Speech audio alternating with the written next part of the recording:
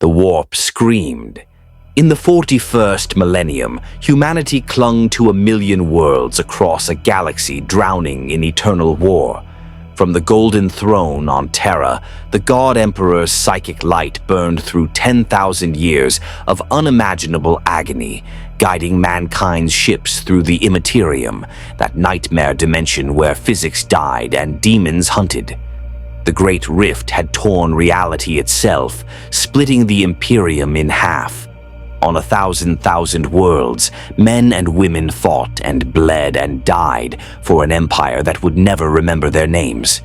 Arcona Tertius was one such world, a hive city planet where 60 billion souls toiled in factorums that stretched to the polluted sky, manufacturing ammunition for wars they would never see. The Chaos cultists had risen 3 months ago, corrupted by whispers from the warp. The planetary governor had called for aid. The Imperium had answered with the 47th Cadian Regiment, 10,000 men and women with laser guns and faith. It wasn't enough. It was never enough. Lieutenant Marcos Valen crouched behind rubble that had once been a Prometheum refinery, watching his squad die. The cultists surged forward in a tide of corrupted flesh and screaming devotion, their bodies twisted by the dark god's touch. His laser gun kicked against his shoulder, the beam cutting through a heretic's chest. The man, if he could still be called that, kept coming, 8 eyes weeping blood, mouths opening in his torso. "Emperor, preserve us," Valen whispered, his finger never leaving the trigger. Then the sky tore open. Not metaphorically. Reality split like rotten fabric, a wound in the universe itself, bleeding impossible colors. Thunder detonated across Arcona's smog-choked atmosphere. Every Vox unit in the war zone shrieked feedback. Cultists and guardsmen alike staggered, clutching their ears as the temperature dropped 40 degrees in seconds. Something fell from the wound. No, someone flew, descended. A figure wreathed in white lightning that made Valen's teeth ache and his eyes water. The figure moved with purpose, arms spread, and even through the chaos and carnage, Valen felt raw power radiating from this newcomer like heat from a furnace. The figure slammed into the ground in the center of the cultist horde with the force of an artillery shell. The shockwave threw bodies 30 meters. Valen's visor cracked. When the dust cleared, a man stood in a crater of pulverized rockcrete and shattered cultist remains. He wore black and gold, strange materials that gleamed despite the ash and blood. His cape billowed in wind that had no natural source. His eyes blazed with white light, and when he raised his hands, lightning danced between his fingers, not the crackling discharge of a power weapon or the plasma flare of advanced tech. This was something else, something that made the air taste of ozone and fury. "Impossible," Valen breathed. The stranger spoke, his voice carrying across the battlefield with unnatural clarity despite the gunfire and screaming. The language was unfamiliar, guttural, and commanding, but the intent was clear: a challenge, a promise of violence. The cultists, in their corruption-induced madness, charged him. What happened next would be reported, investigated, and classified by the Inquisition as Phenomenon Grade Omega, divine or demonic source unknown. Lightning erupted from the stranger's hands in torrents. Not las beams or plasma, actual lightning that arced between cultists, cooking them in their own corrupted skin. He moved with speed that defied human capability, crossing 20 meters in a heartbeat, his fist connecting with a mutant's skull and detonating it like an overripe fruit. He grabbed another cultist by the throat, lifted the screaming wretch skyward, and hurled him into 3 others with force that shattered bone and pulped organs. The stranger fought with brutal efficiency. No wasted movement, no hesitation, no mercy. When a cultist begged for death, he received it instantly, neck snapped with clinical precision. When 5 attacked at once, Lightning immolated them before they crossed half the distance. When a massive brute wearing armor made of fused human bones charged with a chainsword, the stranger caught the weapon mid-swing, tore it from the heretic's grasp, and drove it through his chest. Vaylin had seen Space Marines fight. This was different. Space Marines were weapons of the Emperor's will, methodical and disciplined. This stranger fought with the controlled fury of a king, executing peasants who'd forgotten their place. In 4 minutes, 300 cultists lay dead or dying. The stranger stood among the corpses, lightning crackling around his form, and turned those blazing eyes toward the Imperial lines. Vaylin's finger tightened on his trigger instinctively. Around him, his surviving squad members raised their lasguns with trembling hands. "Sorcerer," someone whispered. In the Imperium of Man, that word was synonymous with demon and heresy. The stranger began walking toward them, his boots crunching on shattered bone and melted flesh. Each step was measured, purposeful. He raised one hand, palm forward, whether in greeting or warning, Vaylin couldn't tell. "Hold fire," Vaylin ordered, surprising himself. His training screamed that sorcery was death, that unsanctioned psychers attracted demons like corpses, drew flies. But this person had just saved his entire platoon from certain death. The stranger stopped 5 meters away.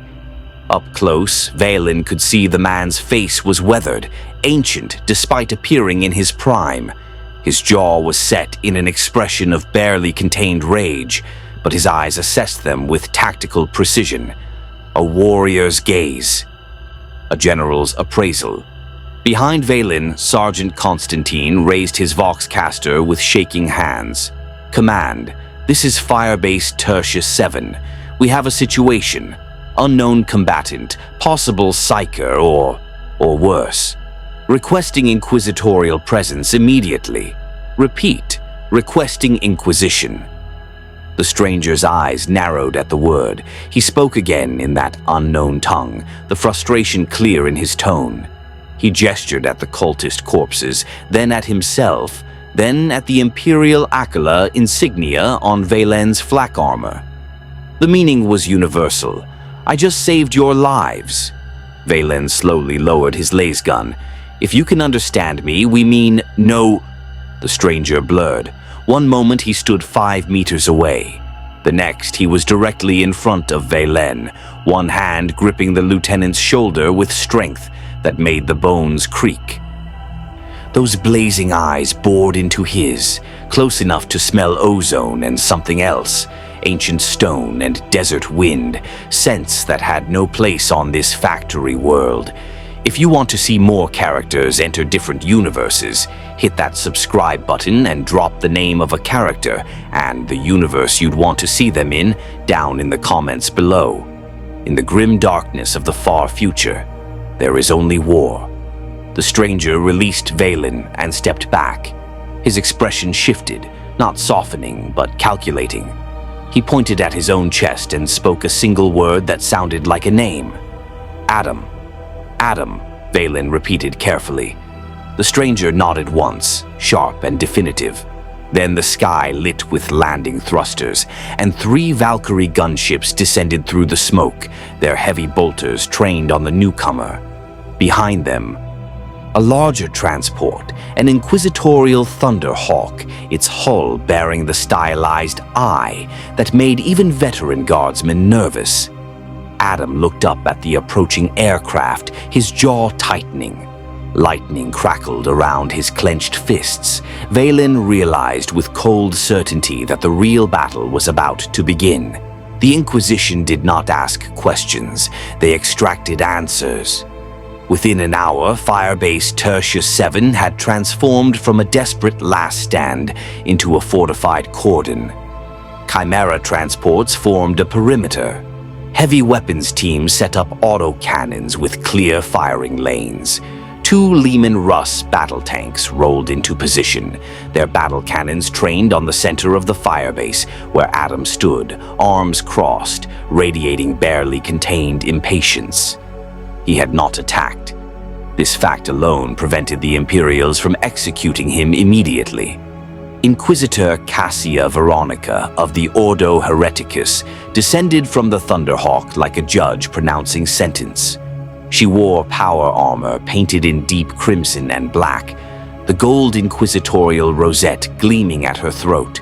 Her face was severe, scarred by acid on the left side, a gift from a heretic she'd burned personally.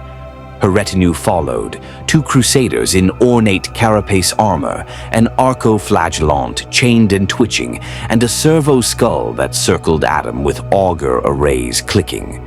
Valen and what remained of his squad stood at attention nearby, witnesses to whatever judgment would follow. "Lieutenant," Veronica's voice was crisp, emotionless. "Report." Valen described what he'd seen, the tear in reality, Adam's arrival, the lightning, the slaughter. He left nothing out. In the Inquisition's presence, lies were suicidal and omissions were heretical. Veronica listened without interruption, her augmetic eye whirring as it recorded every word. When Valen finished, she turned her full attention to Adam. "Can it understand Gothic?" The servo skull emitted a rapid series of clicks. "Linguistic analysis inconclusive, Inquisitor. Subject's vocalizations match no known human dialect or Xenos tongue in departmental archives. Psychic resonance detected. Recommendation: extreme caution."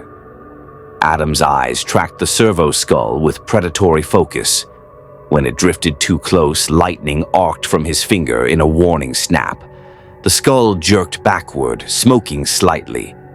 "Hostile action noted," Veronica stated flatly. Her crusaders raised their power mauls. "Subject, you will submit to binding and interrogation, or you will be purged. The Emperor's mercy is finite." Adam said something in his language, the tone unmistakably defiant. He gestured at the cultist corpses still littering the battlefield, then at himself. Then made a sweeping motion that encompassed the Imperial forces. Even without translation, the meaning was clear. "I killed your enemies. I am not your prisoner." Arrogance, Veronica observed, a common trait among those touched by the ruinous powers. "You will." Adam moved, not to attack, to demonstrate. He thrust one hand skyward and lightning erupted from his palm in a column that split the clouds, turning night briefly into day. The thunder that followed shook the ground. Every piece of electronic equipment within 50 meters sparked and died. Vox units squealed. The Lehman Russ's targeting systems flickered offline. When the light faded, Adam stood unmoved, smoke rising from his hand. He met Veronica's gaze and smiled, a cold, dangerous expression that promised he could do far worse. The guardsmen gripped their weapons tighter. The Crusaders flanked their Inquisitor, but even they seemed uncertain. Valen had seen this look before, in the eyes of Space Marine captains and hardened veterans. The look of men calculating whether they could win a fight and concluding the cost would be catastrophic. Veronica's scarred face remained impassive, but her hand moved to the bolt pistol at her hip. Psyker, unsanctioned, dangerous. Each word was a nail in a coffin. By the authority vested in me by the God Emperor of mankind, I declare you... Wait. The voice crackled over Vox channels, still functioning. All heads turned as a new figure emerged from the shadows of a ruined building. The Space Marine was massive, even by the standards of the Adeptus Astartes. His power armor was midnight blue with silver trim. The chapter symbol, a stylized lightning bolt striking an open book, marking him as a lexicant Templar. His helmet was mag-locked to his belt, revealing a face that was all hard angles and augmetic jaw. His eyes were the color of plasma fire. Captain Mordrin. Veronica's tone shifted slightly. Not deference, Inquisitors bowed to no one save the Emperor, but recognition of peer authority. The Lexicant Templars were not expected in this theater. We monitor warp anomalies, Inquisitor. The tear that deposited this individual registered across 3 sectors. We came to investigate. Mordrin's gaze fixed on Adam with the intensity of a targeting cogitator. What I find interests me more than I anticipated. This is Ordo Hereticus jurisdiction, Veronica stated. The Xeno or mutant will be interrogated and, if found corrupted, purged. I saw his arrival, Mordrin countered. He walked closer to Adam, each step deliberate. The Space Marine stood a head taller, encased in ceramite and adamantium, a weapon of humanity's survival. Adam didn't flinch, didn't step back. Met the transhuman warrior's gaze with the confidence of someone who'd faced gods and kings and found them wanting. He fights like a Primarch, Mordrin continued. Precision, power, purpose. He destroyed 300 cultists in minutes without bolter, chainsword, or flame. The Imperium needs weapons, Inquisitor. The Great Rift bleeds demons daily. Forge worlds burn. Chapter homeworlds fall. We are dying. The captain's voice hardened. This man kills our enemies without hesitation. In the Emperor's name, I propose we determine if he can be aimed before we destroy what might be a gift from the throne itself. Veronica's augmetic eye clicked rapidly, processing. You risk corruption. All warriors of the Imperium risk corruption daily, Mordrin replied. We endure, we resist, we serve.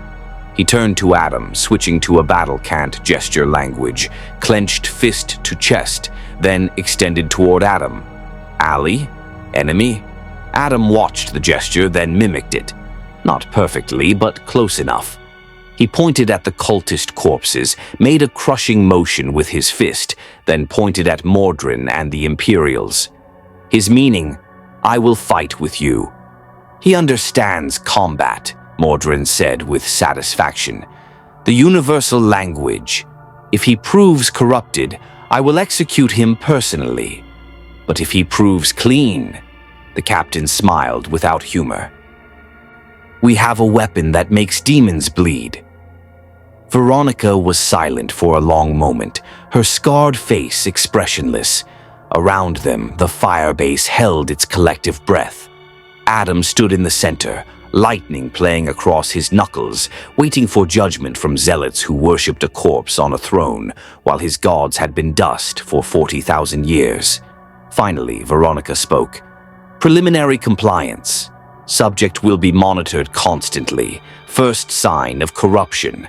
First whisper of chaos taint. First manifestation of demonic influence. Her bolt pistol cleared its holster in a smooth draw. And I end this. Captain's protests be damned. Mordrin nodded. Acceptable. Adam looked between them, reading the tension, the standoff, the precarious balance of power. He spoke again in his language, a short phrase that sounded like agreement or perhaps resignation. Valen, watching from the sidelines, realized something that made his blood run cold. Adam wasn't afraid of them. Not the Inquisitor with her absolute authority. Not the Space Marine with his transhuman might. Not the guns and tanks and armies. Adam was tolerating them, for now. The servo skull chirped a new reading. Inquisitor, psychic resonance increasing. Source, unclear. Recommend immediate withdrawal to... The air split with the sound of tearing parchment amplified 10,000 times. Reality buckled. The warp breach that had brought Adam here pulsed like an infected wound, and through it, something else began to push. Demons poured into reality like infection through broken skin. They came as lesser horrors, creatures of Tziench, the chaos god of change, writhing masses of opalescent flame and too many eyes. Behind them, larger shapes stirred in the breach, waiting to manifest. The temperature spiked. Colors that had no names in human languages bled through the air. Every psyker in the firebase screamed simultaneously as the warp pressed against their minds. "Contact!" someone shouted unnecessarily. The auto-cannons opened fire, high explosive shells detonating among the demon horde. Several horrors burst like overripe fruit, their essence dissolving back into the warp.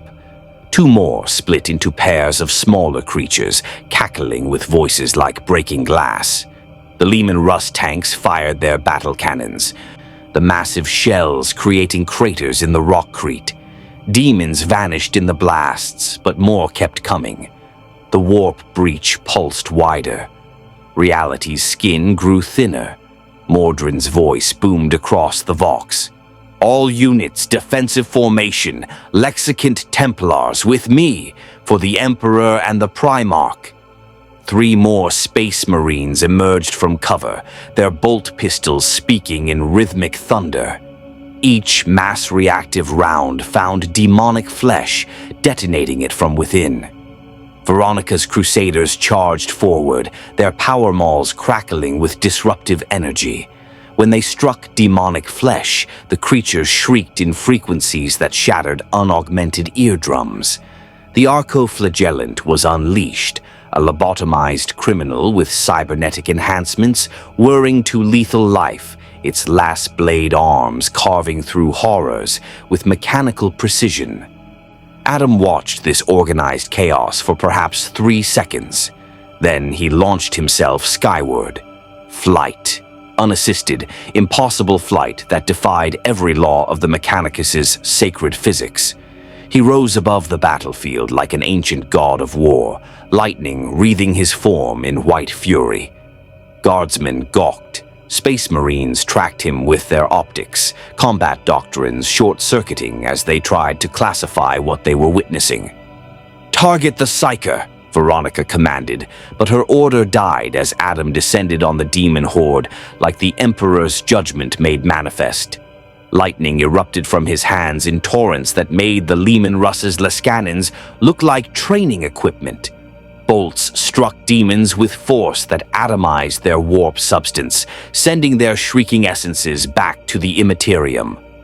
Adam didn't land. He flew through the horde, each punch shattering demonic forms, each blast of electricity immolating creatures that could shrug off lasgun fire.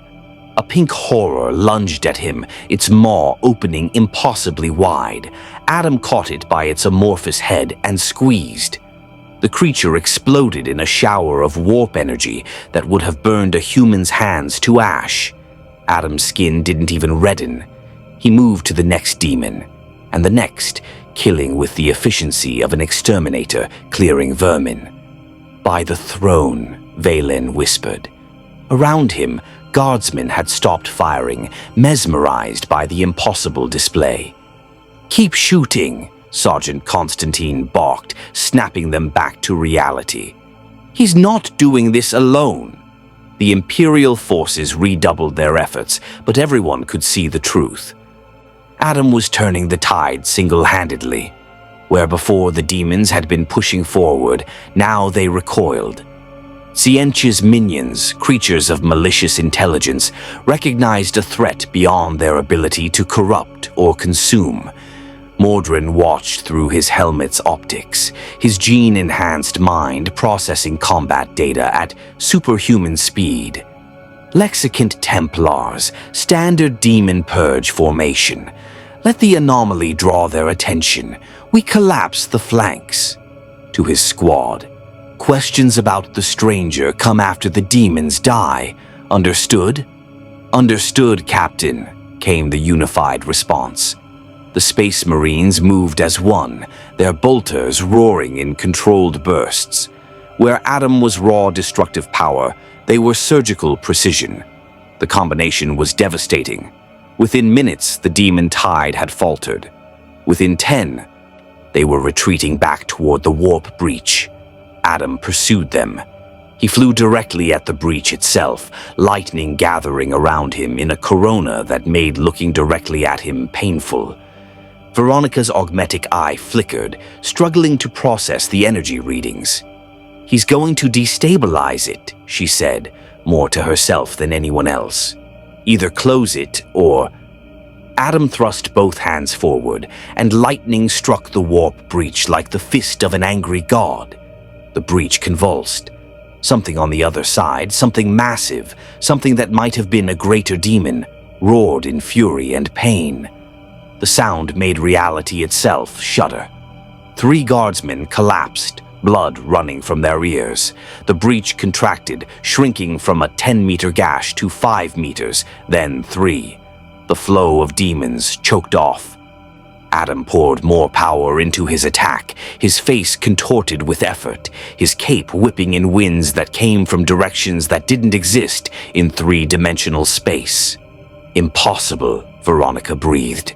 Warp breaches cannot be closed without specialized equipment or sanctioned psychers performing weeks of ritual. He's doing it through sheer force. Mordrin activated his Vox. All units, provide covering fire. Do not let demons reach the anomaly while he works. The Imperials obeyed, creating a wall of fire around Adam's position. The few remaining demons shrieked and clawed, desperate to stop whatever this strange being was doing, but bolt rounds and lass beams cut them down. With a final pulse of light that temporarily blinded unshielded eyes, the warp breach sealed. The demonic presence vanished like mist under sunlight.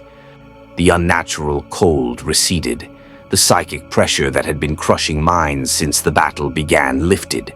Adam descended slowly, landing in the crater where he'd first arrived. Smoke rose from his hands. His breathing was heavy, the first sign of exertion he'd shown. Around him, the firebase was a charnel house of demon ichor and scorched earth. Every weapon remained trained on him. He looked around at the hundreds of barrels pointed his way, and something like amusement crossed his weathered face. He raised his hands slowly, not in surrender, but in a gesture of peace, or perhaps mockery of their caution. Mordrin approached, his bolter lowered but not holstered. "You closed a warp breach." It wasn't a question. Something I've only seen done by teams of sanctioned psychers working in concert, with purity seals and prayers to the Emperor. You did it alone, in minutes. Adam met the Space Marine's gaze and shrugged, a universal gesture that needed no translation. Then he pointed at the sealed breach, at himself, and made a crushing motion with his fist. Clearly, this is what I do. He's either the Emperor's gift, Mordrin said quietly, or Chaos's most elaborate trap yet. He turned to Veronica, who stood with her bolt pistol still drawn. "Your assessment, Inquisitor." Veronica's scarred face was unreadable. Her augmetic eye clicked through modes, thermal, psychic, genetic analysis. Finally, she spoke. "His power is immense, potentially Primarch level. Source unknown. Corruption markers." She paused. "Low. Surprisingly low for someone channeling that much psychic energy, but the ruinous powers are patient. Corruption comes in whispers before it becomes roars." "Meaning," Mordrin pressed, "meaning he lives, for now, under constant supervision." She finally holstered her pistol and approached Adam directly, stopping just outside arm's reach. "You will come with us. You will be tested. You will prove your worth to the Imperium of Man, or you will be executed as a threat to humanity's survival. Nod if you understand." Adam stared at her for a long moment. Then he smiled, not warmly, but with the patience of an immortal dealing with mortal bureaucracy. He nodded once. "Good," Veronica said. "Sergeant, prepare transport. Captain Mordrin, your chapter will take custody of the subject for preliminary evaluation. I will accompany to ensure compliance with inquisitorial protocols." Mordrin nodded. "My battle barge, the Eternal Lexicon, is in high orbit. We'll conduct the tests there away from civilian populations. If he proves corrupted..." The captain's hand rested on his chainsword. "A quick death in the void is merciful compared to demonic possession." Adam stood in the center of their discussions, patient as stone, while humans decided whether he lived or died. He'd faced similar judgments before, in ancient Egypt, in forgotten kingdoms, in the courts of gods and men. He'd always survived. But something was different here. He could feel it in the air, taste it in the lingering psychic residue of the warp breach.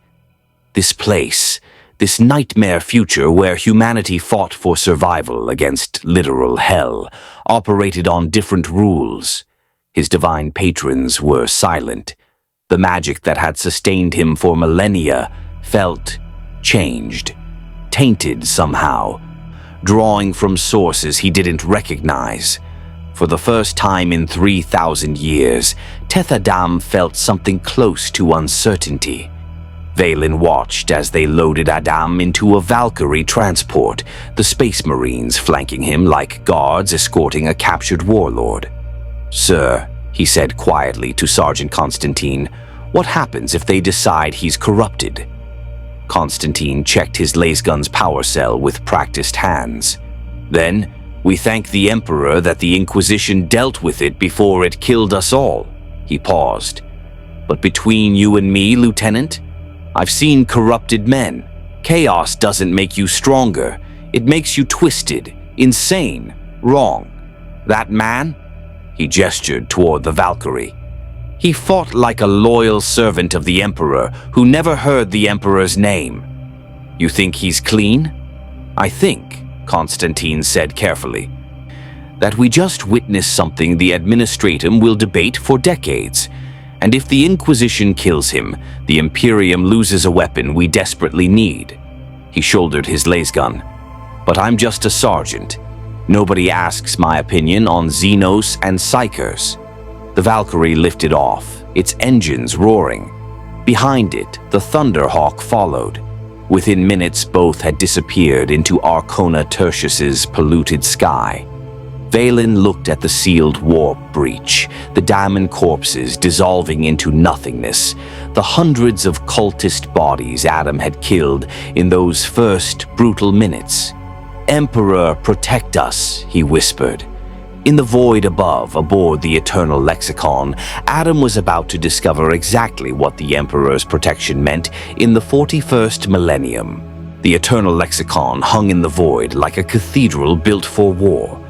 8 kilometers of armored hull bristled with weapons batteries, lance arrays, and torpedo tubes.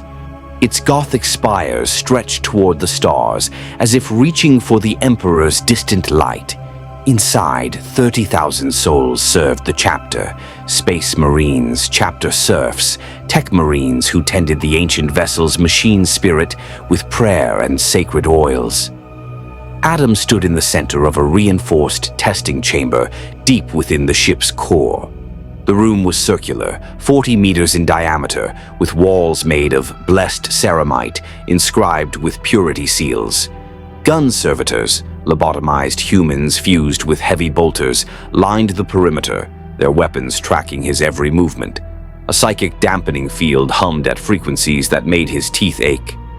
Mordrin watched from behind armored glass, Veronica beside him.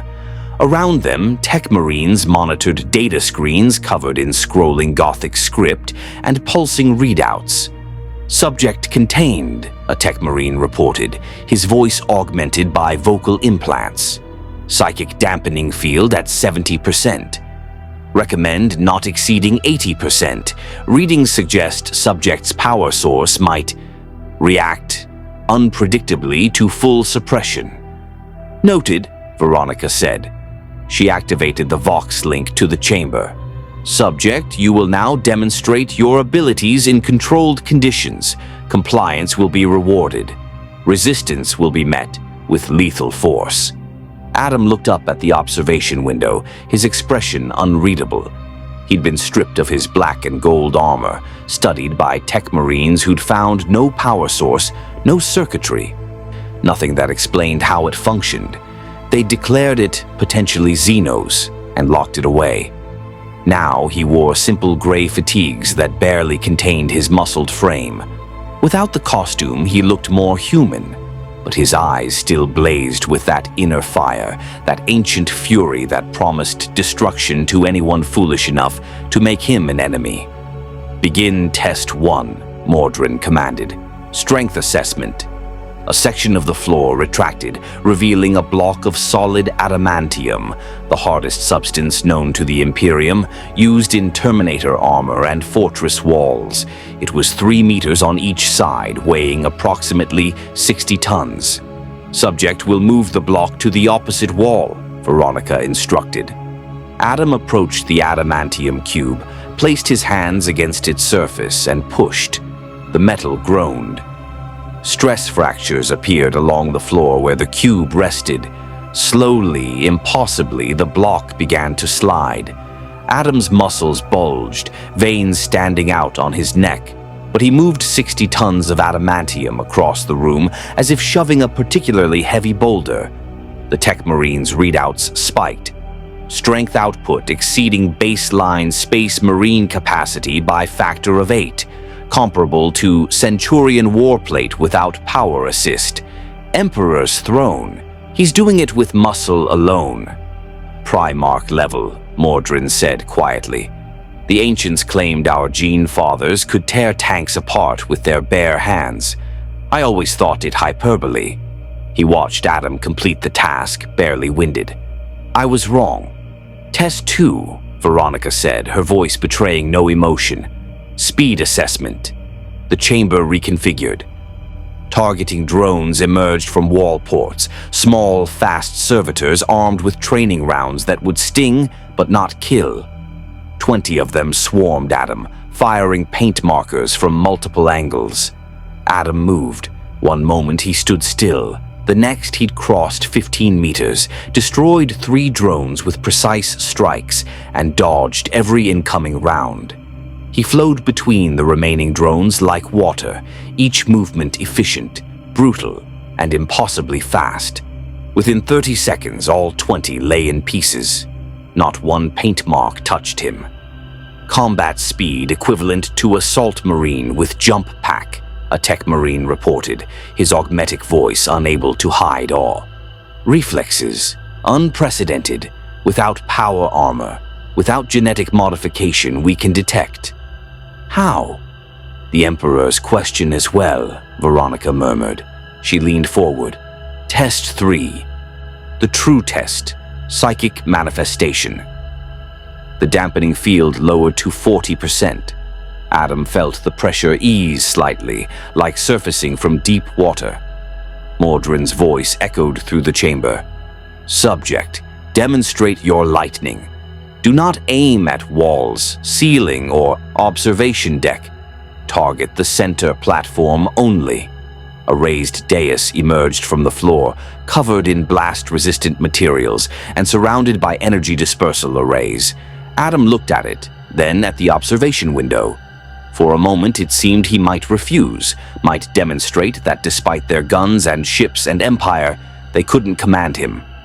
Then he raised his hand. The lightning came instantly, not built gradually, not charged up like a plasma weapon. It simply existed, erupting from his palm in a white-hot column that struck the platform with thunderous force. The energy dispersal arrays screamed, overloading. Alarms blared. The platform began to melt despite its protective measures. Adam released the power and silence crashed back into the chamber. Every screen in the observation deck had gone dark or showed error messages. Tech Marines frantically ran diagnostics while muttering prayers to the machine god.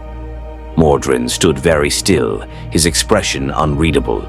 Veronica's augmetic eye flickered rapidly, processing what she'd witnessed. Psychic output, a Tech Marine finally managed.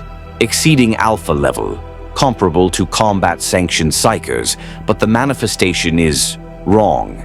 It doesn't follow standard warp-touched patterns. The energy signature is clean, too clean, as if he's channeling raw power without it being filtered through the immaterium. "Impossible," another Tech Marine said. "All psychic phenomena draws from the warp. That's fundamental law." "Then explain the readings." Veronica raised a hand, silencing them. Theories later. Right now, I need answers. She activated the Vox again. Subject, where does your power originate? Adam spoke in his unknown language, frustrated now. He pointed at himself, then made a gesture encompassing his whole body. Then he pointed upward, toward the sky, the stars, perhaps something beyond. Gods, Mordrin translated. He's claiming divine origin. Either he's corrupted by chaos, believing the dark gods gave him power, or... The captain paused. Or he actually believes in some other pantheon. The Emperor is mankind's only god, Veronica stated flatly. All other claims are heresy or chaos corruption. Begin test 4. Corruption resistance. Inquisitor, Mordrin's tone held warning. That test is dangerous. If he is chaos-touched and hasn't manifested yet, then we need to know before we deploy him, Veronica interrupted. Better he falls here contained than in the field where he could kill thousands. She nodded to a tech marine at a sealed console. Release the stimulus. The tech marine hesitated, his mechadendrites twitching nervously. Inquisitor, I must protest. The chaos artifact we recovered from the cultists is an order. Follow it. The tech marine obeyed. A section of the chamber floor irised open, and a containment field rose. Inside floated a small idol, twisted metal shaped into a form that hurt to look at directly, a gift from Sinch to his cultists. Even through multiple layers of shielding and purity seals, its presence was palpable. Whispers leaked from it, words in languages that predated humanity, promising knowledge, power, change.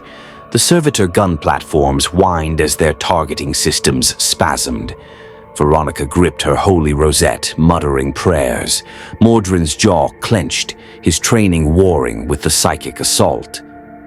Adam stared at the idol, and for the first time since arriving in this nightmare future, he felt something familiar. The presence washing from that twisted metal was the same corruption he'd felt from the warp breach, the same taint that had touched his lightning when he'd sealed it. This was what his divine power was drawing from now, not Shu, Heru, Amon, Zehuti, Aton, and Mehen, but something else, something that whispered in the dark spaces between thoughts. The idol spoke directly to his mind in a voice like breaking glass and screaming birds. You are far from home, God King. Your patrons are dust. Your kingdom is forgotten. But I can give you new purpose, new power. Join us, and you will become more than you ever were. A champion, a herald, a god eternal. Adam felt the pull. Emperor help him. If that corpse on the golden throne even existed, he felt the temptation. In this galaxy where his magic felt corrupted and his strength seemed insufficient, the voice offered certainty, power beyond question, the ability to impose his will on this insane, brutal reality. He thought of Kahndaq, his kingdom, his people, dead for 40,000 years while he'd been somewhere, nowhere, lost in the spaces between universes. He thought of Adriana, the Council of Wizards, the endless cycle of judging and being judged, of trying to be more than the monster everyone saw when they looked at him. Here, he could be the monster without guilt, without restraint. The voice promised freedom. Adam's fist clenched. Lightning crackled around it, but this time, for just a moment, the white energy flickered with purple and pink, the colors of Tsinch, the changer of ways. In the observation deck, Veronica reached for the purge button that would flood the chamber with plasma. He's turning. Kill him now before... Adam spoke. One word in his language, sharp as a blade. No. Then he thrust his hand forward and lightning struck the idol. Pure white lightning, burning away the purple taint. The artifact shrieked, actually shrieked, as the power poured into it. The whispers became screams. The metal began to glow, then melt, then sublimate directly into vapor. Within seconds, the Chaos artifact was gone, destroyed so completely that not even a psychic residue remained. Adam lowered his hand, breathing hard. His eyes found the observation window, and in them burned not corruption, but fury. Pure, uncorrupted, mortal fury at being tested like a dog that might bite. Corruption resistance, the Tech Marine whispered. Absolute. He not only resisted, he destroyed a sanctified Chaos artifact through sheer force of will. I've never. The records don't. This shouldn't be possible. Mordrin leaned back, his expression thoughtful. He's clean. Throne, help me. He's actually clean. A psyker who draws power from the warp, but remains uncorrupted. That's... He looked at Veronica. Inquisitor, we cannot destroy this. He's exactly what the Imperium needs. Veronica stared at Adam through the armored glass, her mind warring with itself. Every instinct screamed that power like his came with costs, that nothing touched the warp without being changed, that even the Emperor himself had been betrayed by those he trusted most. But the Imperium was dying. The Great Rift bled demons. Forge worlds burned, chapter homeworlds fell, and here stood a weapon that killed demons with contempt. One more test, she said finally, the most important. She activated the Vox. Subject, you will be given a choice. Serve the Imperium of man willingly, or be executed as a threat to humanity. There is no third option. If you serve, you will fight our enemies without question, without mercy, until you die, or we release you. If you refuse, her hand rested on the plasma purge control, then your power dies with you. Adam listened to the ultimatum, understanding enough from tone and body language, even without translation. They were offering him service or death, slavery or execution. In ancient Egypt, he'd killed kings for less, but he was alone here. In a universe he didn't understand, fighting monsters that shouldn't exist, with powers that drew from a source that felt like poison wrapped in lightning. He needed information. He needed time. He needed to understand what had happened to his gods, his world, his reality. And sometimes submission was tactical. Adam placed his fist over his heart, copying the gesture Mordrin had made on Arcona, and nodded once. The anger in his eyes didn't fade, but he bent his head fractionally, not in respect. In acknowledgement of temporary necessity. He accepts, Mordrin said, satisfaction in his voice. Welcome to the Emperor's service, stranger. You'll earn a name worthy of your power. For now, your asset designate, Lightning Throne. Adam didn't react to the new designation. He simply stood in the center of the chamber, surrounded by guns and zealots, in a future where humanity worshipped a corpse and his gods were forgotten dust. But he was patient, he was ancient, and he was Adam. Kings came and went, empires rose and fell. He endured. And when he understood this nightmare galaxy well enough, he would remind these Imperials what happened to those who thought they could command a god. The Lexicant Templars gave Adam a cell. They called it quarters, but he recognized a prison when he saw one. Reinforced walls, single entrance, gun servitors in the corridor outside. The room contained a metal slab they called a bed, a data slate with incomprehensible symbols, and a single viewport showing the void. He stood at that viewport for hours, watching stars he didn't recognize drift past. Somewhere out there was Earth? Had to be. But 40,000 years in the future, if the fragmentary understanding he'd gleaned from observing his captors was accurate. 40,000 years. Kondak was dust. Adriana was dust.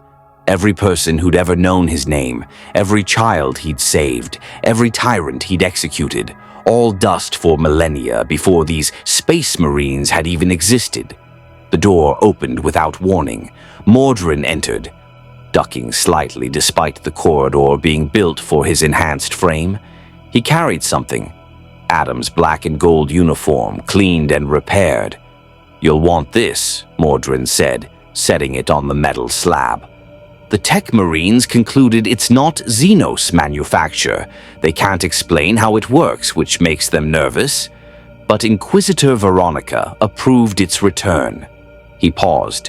"She also approved your deployment. Congratulations, Lightning Throne. You're being sent to war." Adam picked up his uniform, running his fingers over the familiar material. The lightning bolt emblazoned on the chest had been cleaned of demon ichor. He looked at Mordrin, waiting. "There's a forge world 3 systems from here, Metallis Proximus. The Adeptus Mechanicus manufactures weapons and war machines there. 2 weeks ago, a Chaos warband attacked.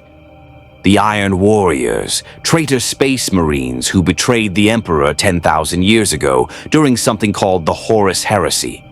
Mordrin's expression darkened. "They're siege specialists, masters of attrition warfare. They've breached the outer defenses and are pushing toward the plasma reactors. If those fall, the entire world becomes a radioactive tomb. 60 billion souls lost, a century of production destroyed." Adam gestured questioningly at himself, then at Mordrin. "Why tell me this?" "Because you're coming with us. My chapter is deploying to reinforce the defenders. The Inquisitor wants to see how you perform in actual combat against Chaos Space Marines, not corrupted cultists." Mordrin's plasma fire eyes studied him. "This is your proving ground, Lightning Throne. Kill the Emperor's enemies and you'll earn trust. Fail, or show corruption, and Veronica will execute you herself." Adam nodded slowly. Then he pointed at Mordrin and made a questioning gesture. Open palm, inquiring. Mordrin understood. "Why am I telling you this directly? Because warriors deserve to know what they're fighting for, even if they don't speak Gothic." He moved to the viewport, his massive armored form blocking half the view. "The Imperium is brutal, Lightning Throne. We commit atrocities daily in the name of survival. We burn worlds, execute billions, grind entire populations into ammunition. But we endure. Humanity endures. Because the alternative," he gestured at the void, "out there things exist that want to eat our souls, literally.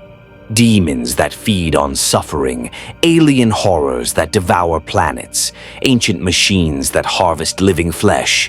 We are the last bastion, the final defense, and if we fall, humanity falls with us."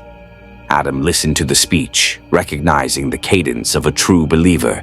He'd heard it before, in different languages, from different zealots. Always the same core. We are righteous. Our enemies are evil. Sacrifice is necessary. Sometimes it was even true. He picked up his uniform and began dressing. The familiar weight settled over him like armor, like identity. When he fastened the cape, he felt more himself than he had since arriving in this nightmare future. Mordrin watched him transform from prisoner to warrior. "Better. Now you look like something worth fearing." He moved toward the door, then paused. "One more thing. In Gothic, the word for lightning is fulmin. You might want to learn that. It's what the men will call you in the field, fulmin, the lightning. Easier than asset designate." Adam repeated the word carefully. "Fulmin. Close enough." Mordrin's scarred face almost smiled. "We deploy in 6 hours. Use the time to rest. Where we're going, you'll earn every drop of that power you carry." After the Space Marine left, Adam stood alone in his cell, his reflection visible in the dark viewport. He looked the same as always, ancient eyes in a warrior's face, the weight of millennia in his expression. But something fundamental had changed. His connection to Shu, Heru, Amon, Zehuti, Aton, and Mehen felt distant, corrupted, filtered through this warp that seemed to underlie all psychic power in this universe. When he called lightning now, it came mixed with whispers.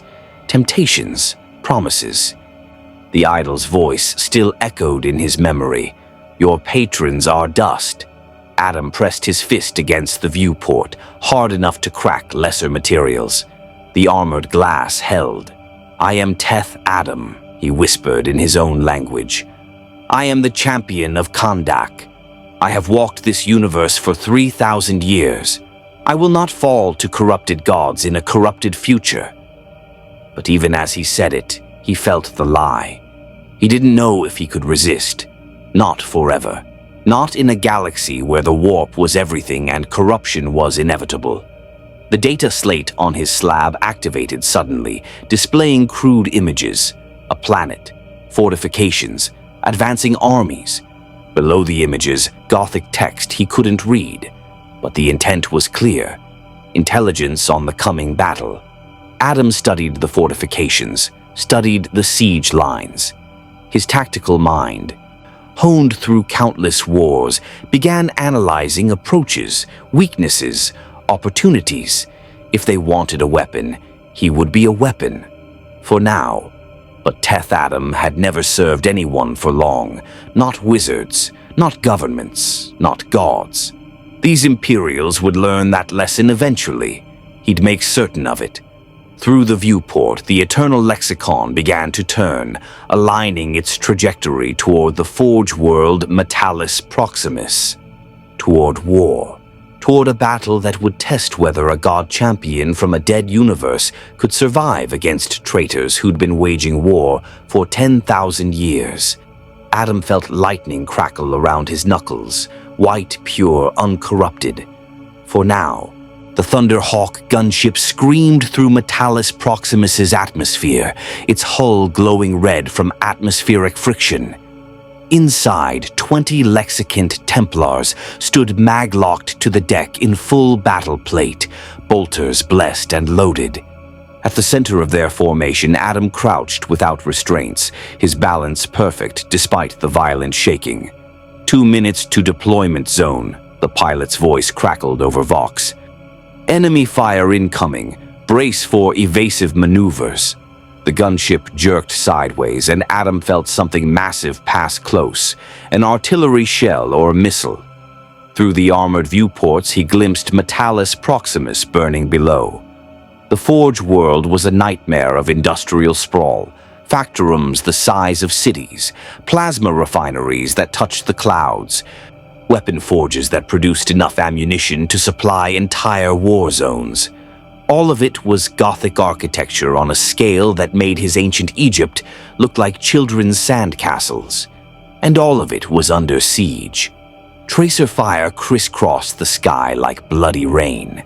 Explosions dotted the landscape where orbital bombardments struck defensive positions.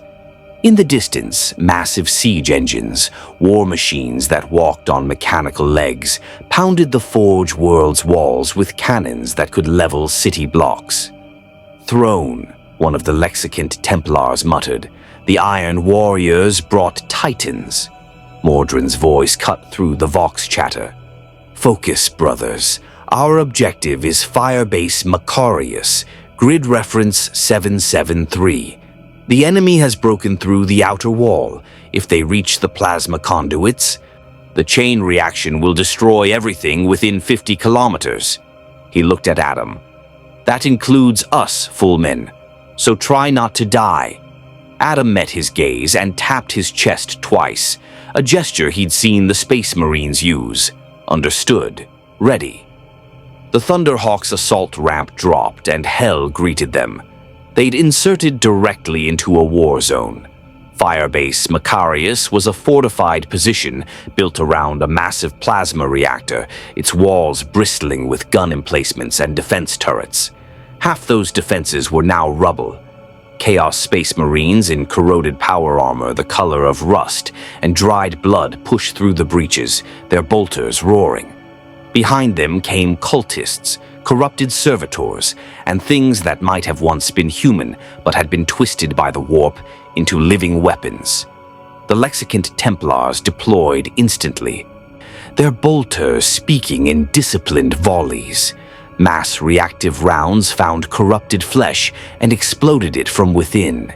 The Space Marines moved with practiced efficiency, their centuries of experience turning them into a perfectly coordinated war machine. Adam launched himself from the Thunderhawk's ramp without hesitation. He didn't have a bolter, didn't need one. Lightning gathered around his fists as he descended into the chaos. An Iron Warrior looked up too late.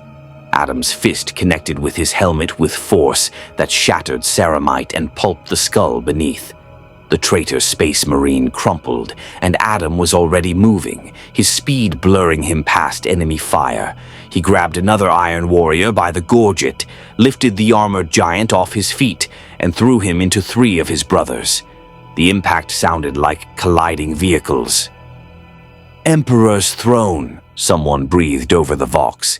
"He's fighting Chaos Marines hand to hand." "Not fighting," Mordrin corrected as he put a bolt round through a cultist's chest. "Dominating. Keep pressure on the flanks. Full men, drive them toward the choke point at grid marker 3. Adam didn't understand the Gothic, but he understood battlefield tactics. He saw where the Imperials wanted the enemy, a narrow passage between 2 fortified bunkers where crossfire would cut them down. He adjusted his attack vector, each strike driving the Iron Warriors backward, forcing them to group together. Lightning erupted from his hands in a wide arc, catching 5 traitor Space Marines simultaneously. Their armor, blessed by chaos, inscribed with profane runes, provided no protection. The electricity cooked them inside their shells, and they collapsed, smoke rising from the eye lenses of their helmets. "Choke point established," a Lexicant Templar reported.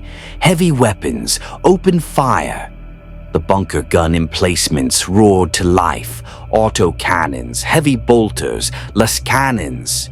The concentrated firepower turned the narrow passage into a kill zone. Iron Warriors tried to advance and were cut down. Cultists charging behind them were shredded. The enemy advance stalled, then broke. But the Iron Warriors hadn't survived 10,000 years of warfare by breaking easily. Their Vox channels crackled with corrupted cant, and they regrouped with mechanical precision. From the rear lines, something massive began to move. "Contact!" a Lexicant Templar shouted. "Dreadnought! Chaos Dreadnought advancing!" The war machine that emerged from the smoke was a nightmare of corroded metal and chaos corruption. Once, it had been a noble dreadnought, a mortally wounded Space Marine entombed in a walking sarcophagus to fight forever.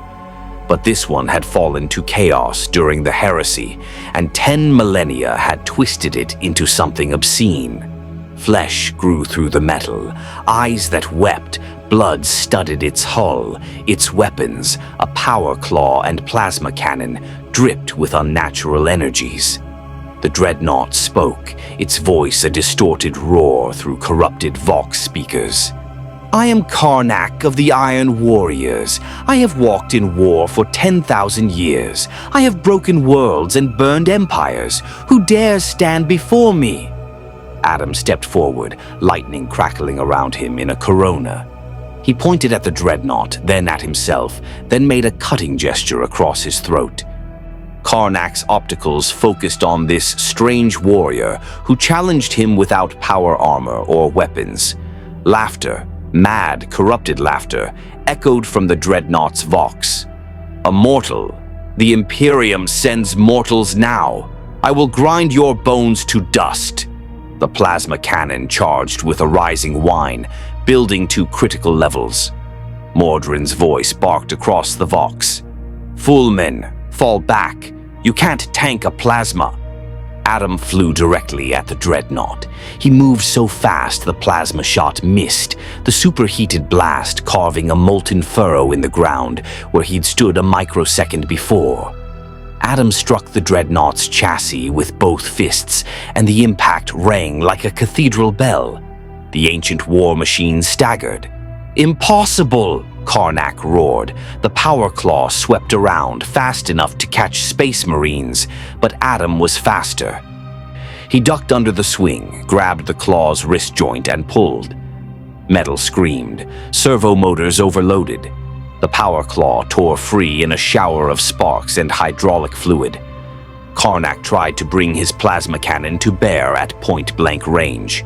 Adam thrust his hand into the weapon's barrel and released lightning directly into its core. The plasma chamber overloaded catastrophically. The explosion blew the cannon apart and sent Adam tumbling backward, smoke rising from his hand. The dreadnought stumbled, half-blind, one weapon destroyed, its systems screaming damage alerts. "What are you?" it demanded, its voice distorted by system failures. Adam stood, his hand already healing from the plasma burn. He looked up at the corrupted war machine, and in his eyes burned something the dreadnought hadn't seen in 10,000 years of chaos service. Absolute, uncorrupted certainty. The gaze of someone who'd killed gods and felt no remorse. Adam spoke one word, not in Gothic, but the meaning transcended language. Death. He gathered lightning in both hands, building it to a level that made the air ionize and everyone's hair stand on end despite their armor. Then he released it in a concentrated beam that struck Karnak's sarcophagus directly. The dreadnought's armor held for 3 seconds. Then it began to glow. Then it began to melt. Karnak's final scream was cut short as the lightning found his organic remains and reduced them to ash. The dreadnought collapsed, a smoking ruin of corroded metal and burnt chaos corruption. Silence crashed across the battlefield. The Iron Warriors stared at their fallen champion. The Lexicant Templars stared at Adam, who stood over the dreadnought's corpse, smoke rising from his hands. Mordrin's voice broke the spell. "For the Emperor, advance, drive them back." The Imperials surged forward with renewed fervor, their bolt rounds finding demoralized Iron Warriors. The enemy line collapsed, the traitors retreating toward their siege lines. Adam stood in the center of the carnage, breathing hard, his uniform scorched but intact. He looked at his hands. The lightning was pure white again, but he'd felt it. During the fight, for just a moment, it had flickered red, Khorne's color. The blood god's attention drawn by the slaughter. He clenched his fists, forcing the power down. Not yet, not corruption, not damnation, not after 3,000 years of resisting. But the whispers were getting louder. The victory at Firebase Macarius bought the Imperials 6 hours. 6 hours to reinforce, resupply, and treat the wounded. 6 hours before the Iron Warriors regrouped and attacked again, because traitor Space Marines never quit while there were throats to crush and worlds to burn. Adam sat on the rubble of what had been a defensive wall, watching Lexicant Templars coordinate with Skitarii, the cybernetic soldiers of the Adeptus Mechanicus. The Forge World's defenders moved with mechanical precision, every gesture calculated, every decision processed through cogitators implanted in their skulls. Half their bodies were metal, and they spoke in binary cant that clicked and whirred. They disturbed him more than the demons had. At least demons were honest about being monsters. Mordrin approached. His armor scorched from battle, but otherwise intact. Impressive work, Fullman. The dreadnought kill alone would earn a battle honor in most chapters. The Mechanicus is asking who you are. I told them your Inquisition business.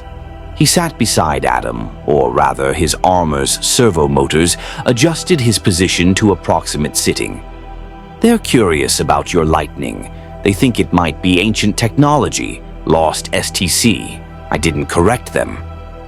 Adam looked at the Space Marine, then at the battlefield. Dozens of corpses littered the ground. Iron Warriors, cultists, Skitarii, even 2 Lexicant Templars who'd fallen holding the line. Their gene seed had been extracted by the apothecary, carefully preserved. The rest of their bodies would be cremated or rendered for servitor parts. Everything in this future was brutal efficiency. Nothing wasted. Everyone served, living or dead. Mordrin followed his gaze.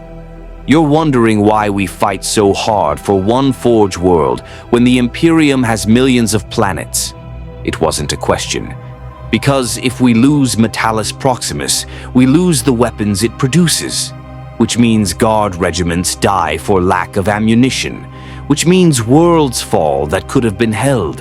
Which means the Imperium shrinks, one death at a time. He paused. We're not winning this war, Fullman. We're just losing slower than our enemies. Some days that has to be enough. A Skitarii approached, its mechadendrites carrying a data slate. It spoke in Gothic, harsh and clipped. Mordrin listened, his expression darkening. He dismissed the Skitarii and turned to Adam. The Inquisitor wants to see you, in the command sanctum, now. His tone suggested this wasn't optional.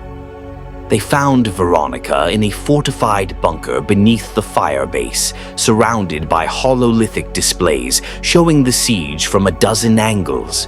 Her power armor was maglocked to the floor, and her augmetic eye flickered as it processed battlefield data. When they entered, she dismissed her aides with a gesture. Captain, Lightning Throne. She turned her full attention to Adam. Your performance exceeded expectations. The Dreadnought kill was remarkable. The Mechanicus are calling it a miracle. The Skitarii morale has tripled. You're becoming a symbol. Her scarred face remained expressionless, which presents a problem. Mordrin straightened. Inquisitor, symbols attract attention, not just from our allies. Veronica activated a hololithic display. It showed a recording from a servo skull, Adam fighting the Dreadnought, lightning blazing. This footage has been transmitted across 6 Imperial command channels, standard procedure for morale dissemination, but the warp doesn't respect communication protocols. She changed the display. Now it showed something else. A vision, perhaps, captured by a psyker or augur array. The image was distorted, bleeding colors that hurt to look at. But Adam recognized himself in it, or a twisted version, wreathed in red lightning instead of white, wearing armor of brass and bone, a collar of skulls around his neck. Khorne has noticed you, Veronica said quietly. The Blood God watches every battle, seeking champions, and you, Lightning Throne, have spilled considerable blood in his name, whether you intended to or not. Our astropaths are receiving visions, tainted visions. She leaned forward. You are being courted by chaos. Adam stared at the corrupted image of himself. He'd felt it during the Dreadnought fight. That moment when his lightning flickered red, when the slaughter felt righteous, when breaking the war machine hadn't been duty but pleasure. The whisper had come then, subtle as poison. You are mighty. You are wrathful. You are ours. We need to pull him from combat, Mordrin said immediately. If Khorne is actively targeting him, we can't, Veronica interrupted. The Iron Warriors are pushing again. Every able warrior fights or the world falls, including him.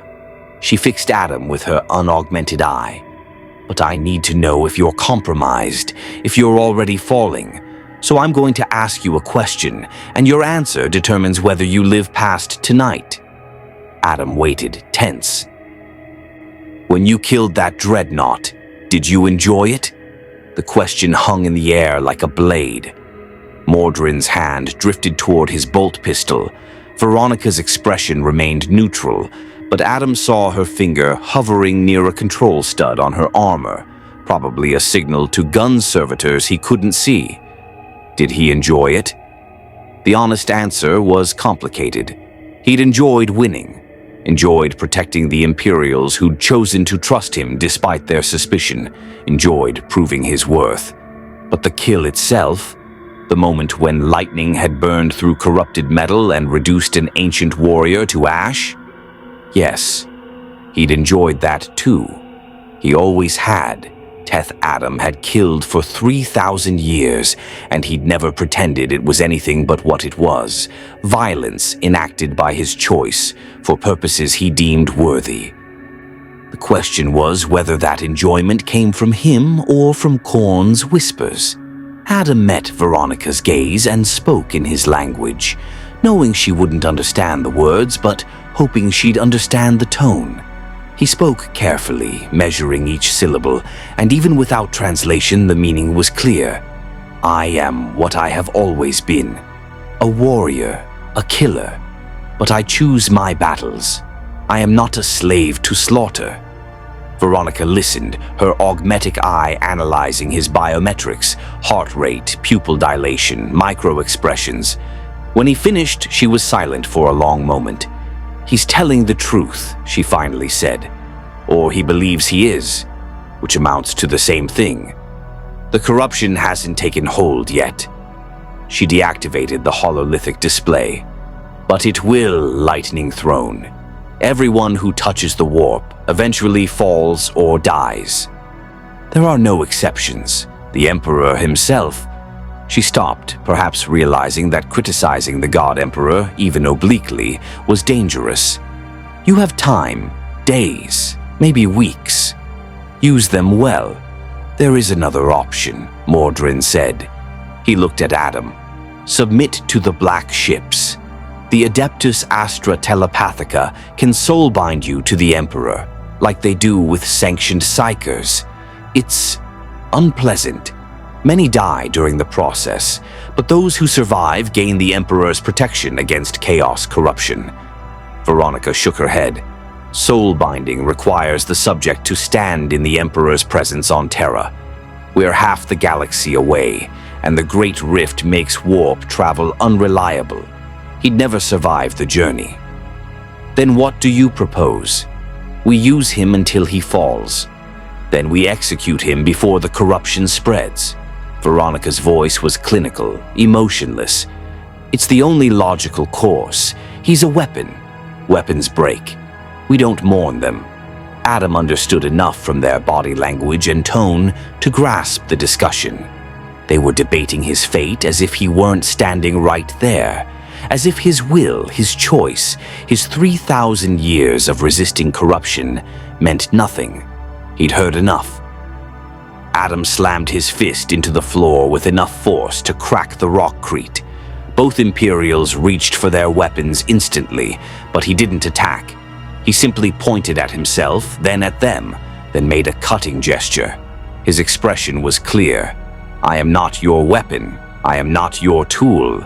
I am Adam. It has an ego, Veronica observed, dangerous in a psyker. Ego leads to pride. Pride leads to arrogance. Arrogance leads to chaos. Or, Mordrin countered, ego means he'll resist because he's too proud to fall. Some of our greatest heroes were arrogant bastards who refused to kneel to chaos because they bowed to no one. He looked at Adam with something that might have been respect. You want to prove you're not a weapon? Fine. Prove you're an ally. We have intelligence that the Iron Warriors are preparing a ritual. They're trying to summon something from the warp to break our lines. Demons, probably. You've killed demons before. Kill more. Show us you can face chaos directly and remain uncorrupted. Veronica started to object, then stopped. A grim smile crossed her scarred face. Yes, perfect. Send him into the demon summoning. If he's corrupted, he'll join them and reveal himself.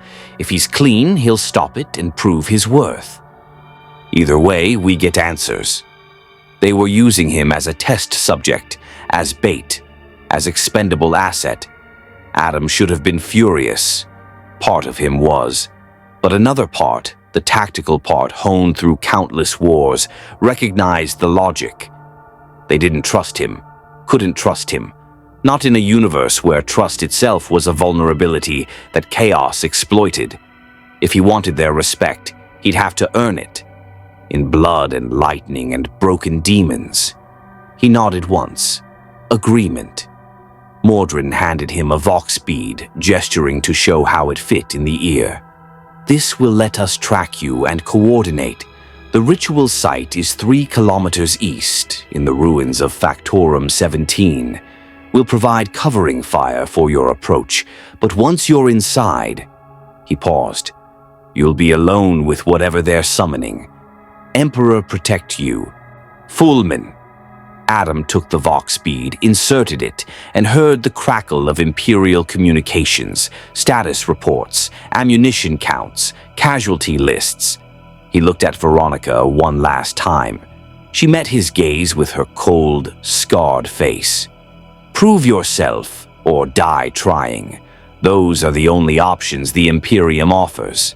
Adam turned and walked toward the sanctum exit, his black and gold cape flowing behind him. Behind him, he heard Mordrin speak quietly to Veronica. "If he succeeds, we'll have something unprecedented. A free psyker who fights for humanity without corruption." "And if he falls," Veronica asked, "then we lose one asset. We've lost worse." Adam stepped into the ash-choked air of Metallus Proximus and looked east toward Factorum 17, toward the ritual, toward whatever chaos was trying to drag into reality. His hands crackled with lightning, still white, still pure. For now, Factorum 17 had been a weapons manufactory before the Iron Warriors breached the walls. Now it was a slaughterhouse wearing the skin of industry. Bodies hung from assembly lines, workers, skitari, guardsmen, arranged in patterns that hurt to look at directly. Blood channeled through maintenance trenches formed symbols Adam recognized from the idol test. Chaos runes, summoning circles, gates for demons. He approached from above, flying low to avoid detection, his cape wrapped tight to minimize his silhouette. The Factorum's collapsed roof provided access, and he descended through a gap in the twisted metal like a predator entering its hunting ground. Inside, the ritual was already underway. 30 Iron Warriors formed a circle around the largest blood symbol. At the center stood a Chaos Sorcerer, his armor inscribed with glowing runes that pulsed in rhythm with his chanting. He wore the colors of the Iron Warriors, but his allegiance had clearly shifted. His helmet bore Tzeentch's symbol, the ever-changing eye that saw all futures. Around them, the air rippled. Reality thinned. Something pressed against the veil between worlds, eager to manifest. "The Imperium grows desperate," the sorcerer spoke in Gothic, his voice amplified by vox corruption.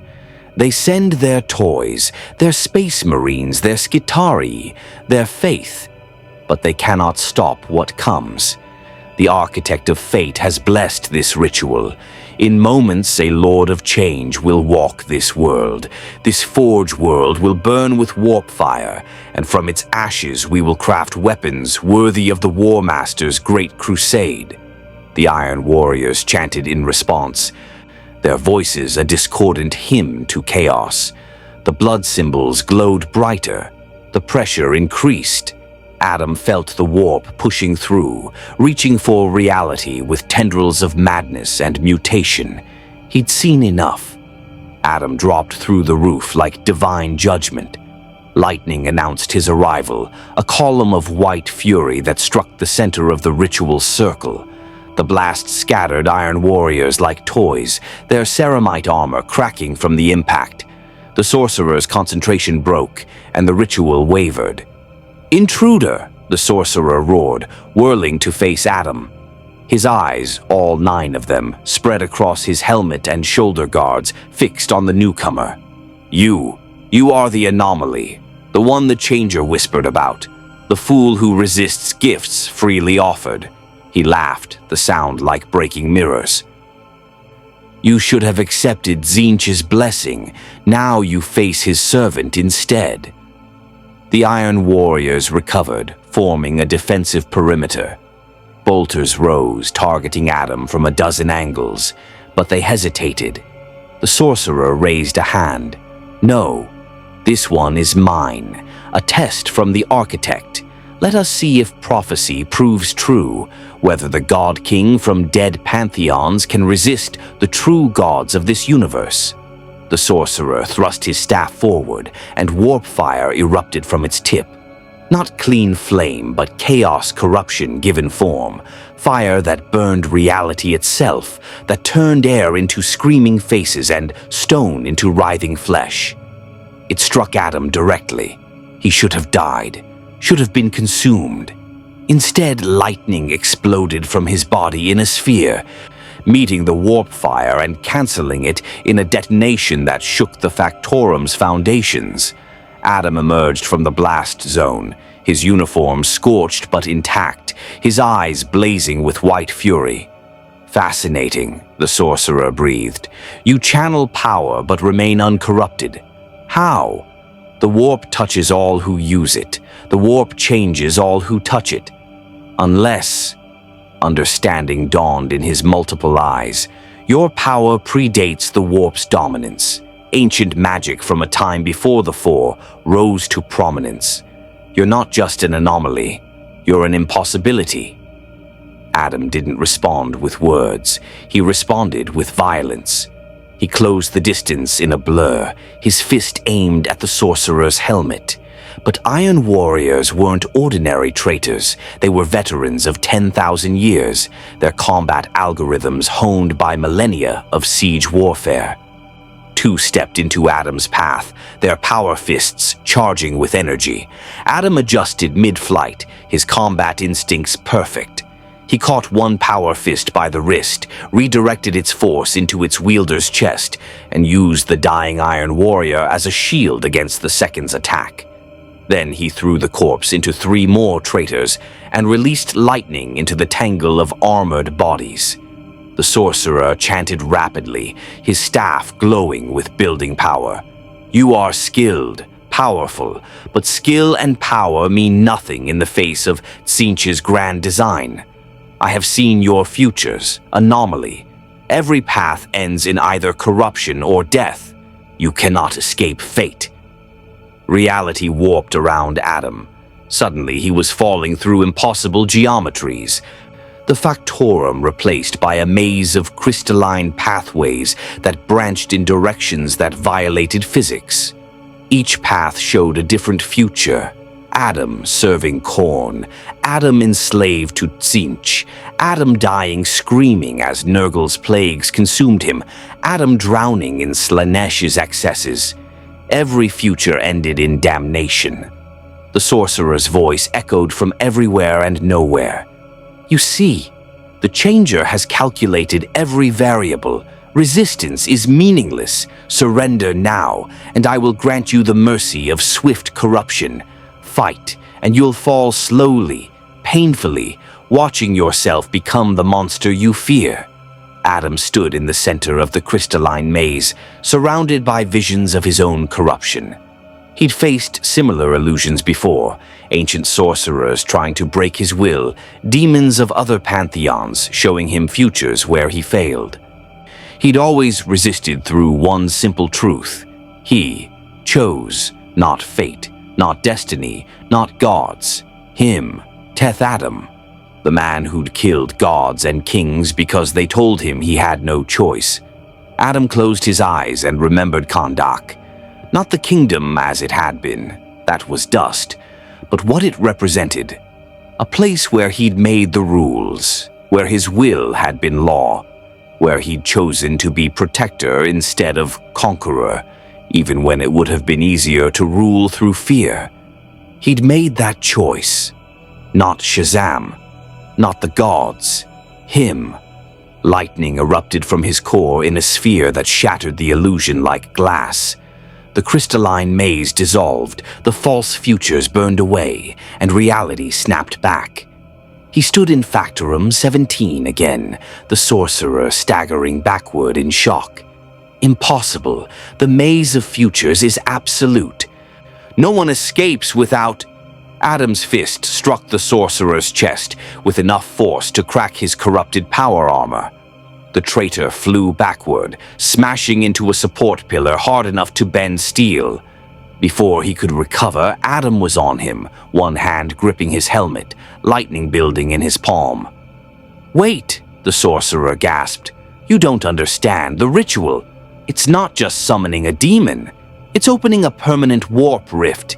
If you kill me now, the ritual continues. The rift will tear through Metalis Proximus and swallow the entire system. You need me alive to close it." Adam hesitated. In that hesitation, the sorcerer's staff glowed, and pure warp energy lashed out, not at Adam, but at the ritual circle. The blood symbols flared like stars. The pressure intensified tenfold. The veil tore. A Lord of Change manifested in the Factorum, a greater demon of Tsinch, massive and terrible, its body constantly shifting between forms, its wings spreading to touch the walls. It had too many eyes, too many mouths, too many limbs, and all of them focused on Adam with predatory intelligence. Anomaly, the demon spoke directly into Adam's mind, bypassing language entirely. Curiosity, potential, such power unclaimed. The Changer offers you knowledge, understanding, the secrets of your displacement. Join us, and I will show you how to return to your time, your world, your kingdom. Adam felt the truth in the words. This creature could answer his questions, could explain what had happened, why his gods had fallen silent, how to go home. All he had to do was kneel, accept corruption, embrace chaos. The sorcerer laughed from where he lay broken. Choose anomaly, knowledge or ignorance, power or death, chaos or nothing. Behind Adam, iron warriors recovered, their bolters tracking him. Above him, the Lord of Change spread its wings, waiting for his answer. Around him, the ritual pulsed, pulling more demons toward manifestation. The vox bead crackled in his ear. Mordrin's voice. "Fullman, we're reading massive warp signatures at your location. What's your status?" "Fullman, respond." Adam looked at the demon, at the sorcerer, at the iron warriors, at the blood circles that pulsed with stolen lives, at the corrupted Factorum where workers had been murdered to fuel this abomination. He thought of the Imperial's offer. Soul-binding, execution, use until broken. He thought of Chaos's offer, knowledge, power, corruption. He thought of Kondak, of 3,000 years carrying lightning and fury, of choosing to be more than a weapon even when the whole world wanted him to be nothing else. Teth Adam made his choice. Lightning erupted from his body in a column that punched through the Factorum's roof and split the poisoned clouds above.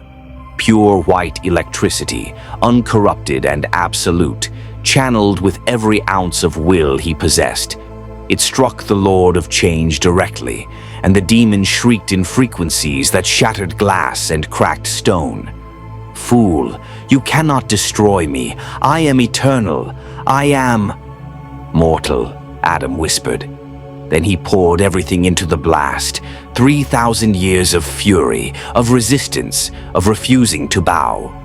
The Lord of Change tried to shift forms, to avoid the damage, but Adam's lightning found it in every permutation. Found the core of warp stuff that gave it substance, and burned it. The demon exploded in a shower of impossible colors, its essence scattered back into the immaterium. The ritual circles cracked. The warp rift began to close, reality reasserting itself now that the demon anchor was destroyed. Adam collapsed to one knee, smoke rising from his body. The Iron Warriors opened fire, bolter rounds stitching the ground around him. He forced himself upright, gathering the last of his strength. The Factorum's roof collapsed. Thunderhawks screamed overhead. Lexicant Templars repelled through the gaps, their bolters speaking judgment. Mordrin led the assault, his chainsword singing as it bit corrupted armor. The Iron Warriors broke and ran, their ritual shattered, their demon banished. Their sorcerer barely alive and crawling toward an escape route. Mordrin approached Adam, his helmet retracting. Fullman, you're alive and uncorrupted. Something like respect entered his voice. The Emperor protects. Adam looked at him, exhausted, his power depleted, his body aching. But his eyes were still clear, still his own. Not Emperor, Adam said in broken, barely comprehensible Gothic he'd pieced together from listening. Me. I protect. Mordrin stared at him for a long moment. Then he placed his fist over his heart and bowed his head fractionally, a gesture of respect between warriors. Around them, the Lexicant Templar secured the Factorum. The sorcerer was captured, his staff destroyed. The Iron Warriors' assault faltered across the entire siege front, their demonic support suddenly absent. Metalis Proximus would hold, 60 billion souls would live, and in the warp, 4 dark gods watched the anomaly who'd rejected them all and wondered what it meant. 3 days after the Factorum battle, Inquisitor Veronica stood in the command sanctum, watching hololithic displays that showed Metalis Proximus stabilizing. The Iron Warriors were withdrawing, their siege broken, their ritual failed. Imperial reinforcements arrived hourly, guard regiments, Skitarii cohorts, 3 more Space Marine strike forces. The Forge world would survive. And at the center of that survival stood one variable that defied every calculation. Adam. She still thought of him as Lightning Throne, but even she had started using the name Mordrin preferred, Fullman, sat in the corner of the sanctum, his black and gold uniform cleaned but showing scorch marks no amount of care could erase. His eyes were closed, but Veronica knew he wasn't sleeping. He was recovering. Rebuilding his strength after channeling enough power to banish a greater demon. Her augmetic eye had recorded everything. The biometric data, the psychic readings, the exact moment when he should have fallen to corruption but didn't. She'd reviewed the footage 17 times, shown it to 3 different psychoanalysts, consulted with an Ordo Malleus expert on demonic possession. All reached the same impossible conclusion. Adam had touched the warp directly, channeled catastrophic amounts of psychic energy, faced a Lord of Change's temptation, and remained completely uncorrupted. It shouldn't be possible, she said aloud. Mordrin, standing nearby in his scarred power armor, nodded. Nothing about him is possible, Inquisitor, but impossible or not, he's proven himself. 3 major engagements, 17 Chaos Space Marine kills. 1 Dreadnought destroyed, 1 Greater Demon banished, 0 signs of corruption. By any measure, he's earned Imperial commendation. Or he's playing a deeper game than we can perceive, Veronica countered. She couldn't let go of suspicion. Suspicion kept Inquisitors alive. Tzeentch is the god of plots and schemes. What if this entire performance is orchestrated? What if his resistance is actually the first stage of a corruption so subtle we won't recognize it until it's too late? What if, Mordrin said quietly, you're wrong? What if the Emperor sent us a weapon exactly when we needed one, and you're so consumed by paranoia that you destroy him gift out of fear? Veronica's scarred face tightened. Do not presume to lecture me on faith, Captain. I've burned heretics who spoke with more conviction than saints. Faith without scrutiny is how the ruinous powers win. And scrutiny without trust is how the Imperium destroys its own heroes. They stood in tense silence, the fundamental divide between Inquisition and Astartes made manifest.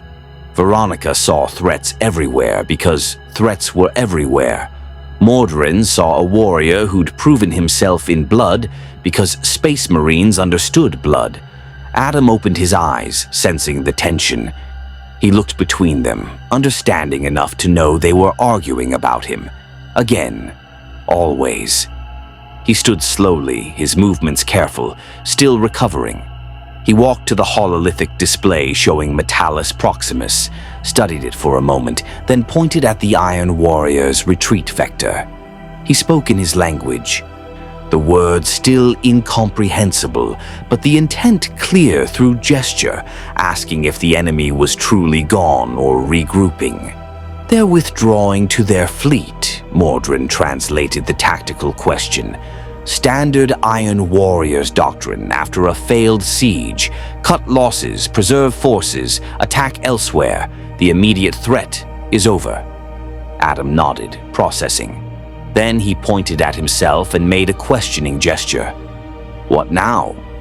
Veronica and Mordrin exchanged glances. They'd been debating that very question for 3 days. "The Ordo Hereticus has reviewed your case," Veronica said formally. "Your actions on Metalis Proximus have been acceptable. You've demonstrated combat capability and apparent resistance to chaos corruption. Therefore, I am authorizing your continued service to the Imperium." She paused. "Under strict conditions." Adam waited, his expression neutral. "You will be attached to Captain Mordrin's command as a provisional asset. You will fight when and where the Imperium requires. You will submit to regular psychic screening. You will wear a monitoring collar that tracks your location and vital signs." She gestured, and a servo skull floated forward carrying a heavy adamantium collar inscribed with purity seals. "Any sign of corruption, any hint of chaos taint, and the collar will inject you with enough neurotoxin to kill a space marine. Do you understand?" Adam looked at the collar, at the chains they wanted to wrap around him, at the leash they expected him to wear. For 3,000 years he'd fought against exactly this, against those who wanted to control him, use him, reduce him to a weapon to be aimed. The Council of Wizards, Amanda Waller, every government and agency that saw his power and thought they could command it. He could refuse, could fight his way out of this ship, this system, this nightmare future. Find somewhere in the galaxy to hide, to exist, to be free. But freedom to do what? Wander a universe he didn't understand? Watch humanity burn while he preserved his pride? He looked at Mordrin, who met his gaze steadily. The Space Marine had shown him something approaching respect, had called him brother-in-arms after the Factorum battle, had argued for his worth when the Inquisition wanted him dead. He looked at Veronica, who trusted nothing and no one, whose suspicion had kept her alive through decades of hunting horrors most humans couldn't imagine, who would execute him without hesitation if he failed, but who would also fight to keep the Imperium standing for one more day. They were zealots, fanatics, servants of a corpse god who might not even be truly divine, but they were fighting. Against impossible odds, with brutal methods, they were fighting to keep humanity alive in a galaxy that wanted to devour it. Kondak was dust. His gods were silent. His kingdom had died 40,000 years ago. But these people, these scarred, broken, fanatical people, were still here, still fighting. Adam reached out and took the collar. He examined it, felt its weight, understood its message. Then he fastened it around his own neck with steady hands. The collar activated, its machine spirit whirring to life. Veronica's data slate chimed confirmation, vital signs monitored, location tracked, failsafe armed. "Good," Veronica said, her voice betraying no emotion. "Captain Mordrin, the asset is yours. Use him well. Don't let him fall." "I won't," Mordrin promised. He placed a hand on Adam's shoulder, the first voluntary physical contact from a space marine, a gesture of brotherhood. "Welcome to the Imperium's service, Fullman. You'll earn a proper name eventually, a title worthy of your deeds. For now," he smiled grimly, "for now you're one of us, a weapon of humanity, a tool of the Emperor's will." Adam met his gaze and spoke in Gothic, the words heavily accented but clear. "Not tool, ally." Mordrin's smile widened. "Even better." The Sanctum's Vox crackled. "Command, this is Orbital Station. We're detecting massive warp signatures at the system's edge, multiple contacts. Identify as..." A pause, then panic entered the operator's voice. "Emperor's throne. It's a Chaos fleet. Black Legion. Abaddon's forces. They're translating in-system." Every display flared red. Klaxons screamed throughout the eternal lexicon. The momentary peace shattered like glass. Veronica's expression didn't change, but her hands moved to her weapons. The despoiler himself. Why would Abaddon come here? This is a secondary target at best. Mordrin's combat protocols activated instantly. He's not here for the Forge world. His plasma fire eyes fixed on Adam. He's here for him. Word of Fulman's existence has spread. A psyker who resists chaos, who banished a greater demon. That's a threat to every War Master's plans. Or a prize worth claiming, Veronica added coldly. If Abaddon can corrupt or kill the anomaly, he proves chaos's supremacy. If he fails... She didn't finish the thought. Adam felt the weight of the collar around his neck, felt the exhaustion still lingering in his bones from the Factorum battle, felt the warp pressing against reality as chaos forces translated from the immaterium into real space. The Vox erupted with voices, ship captains requesting orders, defense stations reporting readiness, Mechanicus battle algorithms calculating survival odds. Through it all, one message repeated. The Black Legion was coming.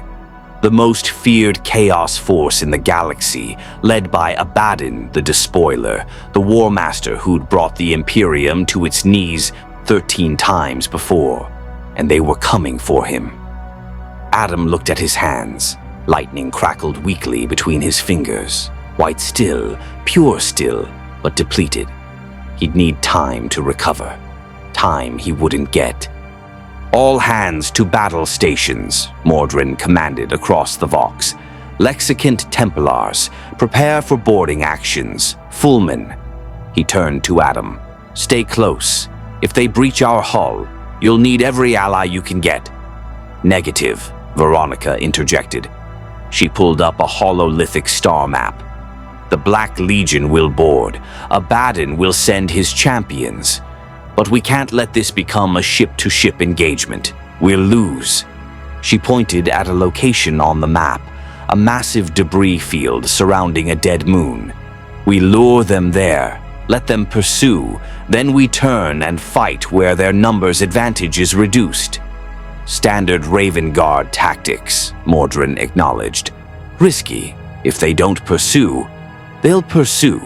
Abaddon's pride won't allow him to ignore a direct challenge, especially from forces protecting an anomaly that embarrassed his gods." Veronica looked at Adam. "You're the bait. Accept it." Adam did. He'd been bait before, used it before. Pride was a weakness in rulers and warlords. If Abaddon was as arrogant as Veronica suggested, he'd take that bait and choke on it. He nodded once. "Agreement. Then it's decided," Mordrin said. "Plot course for the Mortis field. All ships, prepare for tactical withdrawal. Let's show the Despoiler what happens when he hunts the Emperor's lightning." The eternal lexicon shuddered as its plasma drives fired, beginning its burn toward the debris field. Behind them, the Black Legion fleet followed, massive warships painted in black and brass, their hulls inscribed with 10,000 years of victories. Their crews singing hymns to chaos gods who smiled at the coming slaughter. Adam stood at the viewport, watching the enemy approach, his hand resting on the collar around his neck. He'd rejected their gods, refused their corruption, proven his strength. Now he'd face their greatest champion, and in the grim darkness of the far future, there was only war. The Mortis field was a graveyard of ships. Hundreds of vessels floated dead in the void, Imperial, Chaos, Xenos, their hulls torn open by ancient battles, their crews long since frozen or scattered to the warp. Debris ranged from fighter craft to cruiser-sized chunks, creating a maze of metal and death that could hide a fleet or doom one. The eternal lexicon drifted among the corpses, its engines cold, its energy signatures minimized. Around it, 3 other Imperial vessels took position, a strike cruiser, 2 frigates, and support craft carrying Skitarii and Guard reinforcements. Against the Black Legion's fleet of 12 warships, it was suicide, unless the plan worked. Adam stood in the battle barge's strategium, surrounded by hololithic displays showing enemy positions. The Black Legion had entered the debris field in pursuit, their confidence absolute. Why wouldn't it be? Abaddon the Despoiler had broken Cadia, had led 13 Black Crusades against the Imperium, had killed heroes whose names were legend. What was one anomalous psyker to him? Mordrin stood beside Adam, his armor fully sealed, his weapons blessed by the chapter's chaplain. Around them, 50 Lexicant Templars prepared for boarding actions. If the Black Legion breached the hull, when they breached the hull, this would be where mankind made its stand. "They're moving into position," a ship officer reported. "The Despoiler's flagship, the Vengeful Spirit, is advancing. Enemy boarding craft launching." "Wait for it," Veronica commanded from her position at the tactical station. She'd refused to evacuate, claiming her authority was needed to coordinate. Adam suspected she wanted to be present to execute him personally if he showed corruption. Let them commit. Let them believe they've won. The Black Legion boarding torpedoes struck like hammered nails, punching through the Eternal Lexicon's hull in a dozen places. Alarms screamed, sections decompressed, and through the breaches came Abaddon's chosen, Chaos Space Marines wearing the black and gold of the War Master, their armor inscribed with 10,000 years of hatred, their weapons blessed by all 4 dark gods. "Contact!" Mordrin roared. "All sections, defensive formations, for the Emperor and the Primarch." The ship became a battlefield. Bolters thundered in corridors. Chainswords screamed against corrupted power armor. Lexicant Templars fought with the discipline of 1,000 battles. But the Black Legion fought with the fury of damnation itself. Adam felt the collar around his neck pulse, a reminder of his leash, his conditional freedom. Then he ignored it and launched himself into the fray. He met the first Black Legion warrior at the Strategium's entrance. The traitor was massive, his armor adorned with skulls and chains, his bolter already firing. Adam dodged the mass reactive rounds through pure speed, closed the distance, and struck the warrior's helmet with lightning-wreathed fists. The ceramite cracked. The traitor staggered. Adam grabbed his helmet, planted his feet, and twisted with all his strength. The neck seal snapped. The helmet tore free. Adam threw it aside and struck again, his fist punching through the exposed neck joint and out the other side. The traitor collapsed, and Adam was already moving to the next. "He fights like he's possessed," a Lexicant Templar breathed. "He fights like he's angry," Mordrin corrected, his chainsword taking a traitor's arm at the shoulder. "Good. We need angry right now." The battle raged through the ship's corridors. Lexicant Templars formed defensive lines at critical junctures. Servo turrets spat mass reactive rounds. Blast doors sealed to channel the enemy into kill zones. But the Black Legion kept coming, their numbers seemingly endless. Then the Vengeful Spirit itself loomed close, its massive bulk eclipsing the Eternal Lexicon. And from its corrupted halls, something else came. He announced himself with a voice that shook reality. "Where is the anomaly? Where is the insect who thinks he can defy the gods?" Abaddon, the Despoiler, had entered the battle. He stood 3 meters tall in his Terminator armor, the massive plate painted black and gold, covered in trophies taken from 10,000 years of war. The Talon of Horus, a lightning claw that had killed loyalist heroes beyond counting, crackled with energy. Draconian, the demon sword he carried, screamed with the voice of the first murder, its blade able to cut through reality itself. Behind him came his chosen guard, Black Legion Terminators, each a veteran of the Long War, each worth a squad of lesser warriors. Mordrin saw the War Master and activated the Strategium's Vox to all Imperial forces. All units, this is Captain Mordrin. The despoiler is aboard. Execute Protocol Omega, now. Throughout the Mortis field, the trap sprang. The dead Imperial ships that had been drifting powered up. Their weapons, lances, torpedoes, macro cannons, fired simultaneously at the Black Legion fleet from positions the enemy had ignored. Entire broadsides struck unshielded hulls. 2 Chaos cruisers exploded instantly.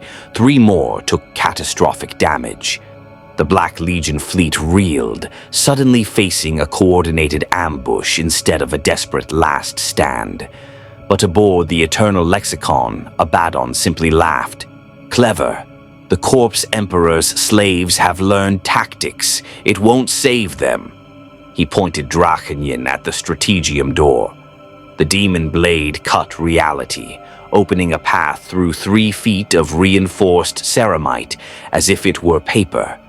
Abaddon stepped through, his Terminators following, and found himself facing 30 Lexicant Templars, 1 Inquisitor, and 1 man in black and gold who crackled with white lightning. For a moment, even the War Master paused. You. The anomaly. The gods whispered your name in rage.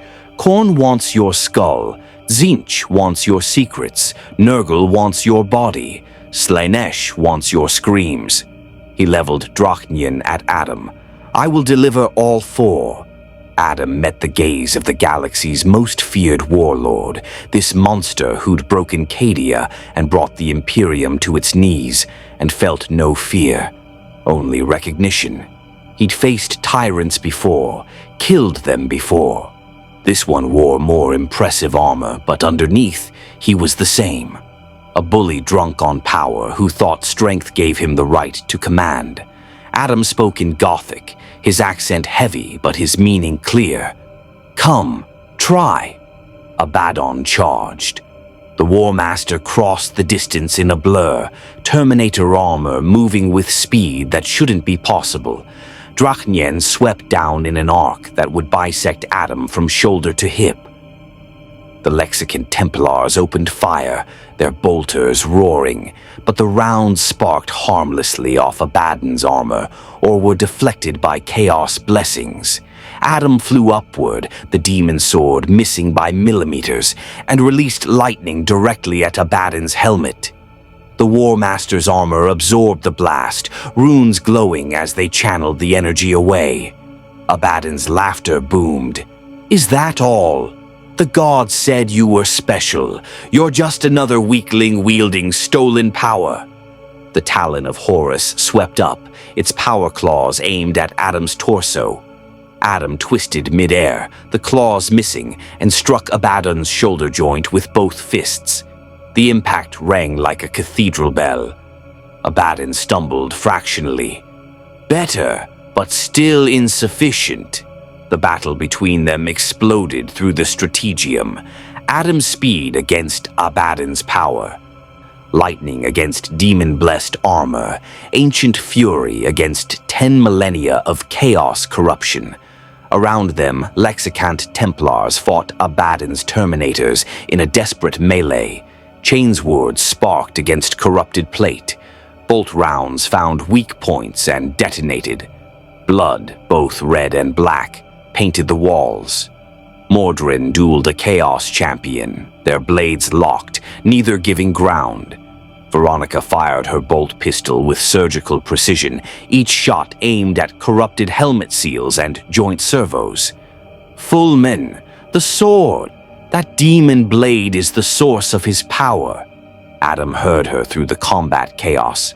He looked at Drachenyan, the sword that screamed with murder's voice, that cut reality itself. If he could destroy it, disable it, take it from Abaddon's grip. The War Master read his intent. You dare. This blade has tasted the blood of saints, has killed heroes whose names you'll never know. You're nothing, an insect from a dead timeline. The gods will feast on your soul. But Adam wasn't nothing. He was Teth Adam, champion of Kondak, god-king who'd refused to bow for 3,000 years. He gathered every scrap of power he had left, every volt of lightning, every ounce of fury, every memory of resistance, and channeled it into his next attack. Not at Abaddon, at Drachnyan. Lightning struck the demon's sword with force that made the strategium's lights explode. The demon within the blade shrieked, its connection to reality strained. For just a moment, the sword's edge dulled, its reality-cutting power disrupted. Abaddon roared in fury. "Impossible! That blade is eternal!" Adam didn't give him time to recover. He flew at Abaddon with speed born of desperation, grabbed the War Master's wrist, and channeled lightning directly into the talon of Horus. The ancient relic sparked, its power field flickering. Then Adam did something insane. He grabbed Drachnyan's blade with his bare hand. The demon's sword cut his flesh. Cut deep. Blood ran down the blade, and the sword drank it eagerly, screaming in triumph. But Adam held on, channeling lightning through his body, through his blood, into the demon itself. Drachnyan burned. The demon within howled in agony as pure, uncorrupted power seared its essence. It tried to cut deeper, to kill this fool who dared touch it, but Adam's grip was iron and his will was adamantium. You're killing yourself." Abaddon actually sounded surprised. "The blade will drain your life. Release it before—" Adam looked the War Master in his corrupted eyes and smiled. A cold, furious smile that promised he'd drag Abaddon to hell if that's what it took. Then he pulled. With strength that exceeded human limits, with leverage that shouldn't be possible, Adam tore Drachnyan from Abaddon's grip. The demon's sword screamed. Abaddon roared.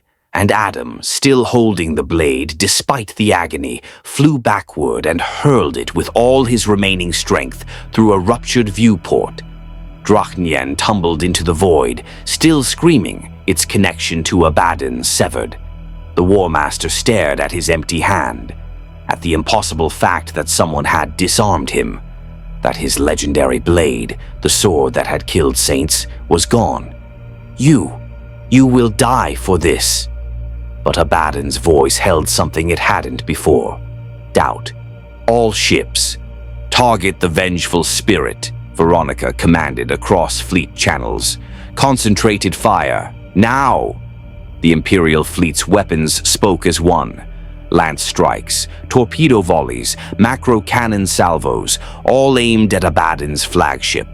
The vengeful spirit's shields flared, failing under the concentrated assault. Hull breaches opened, atmosphere vented.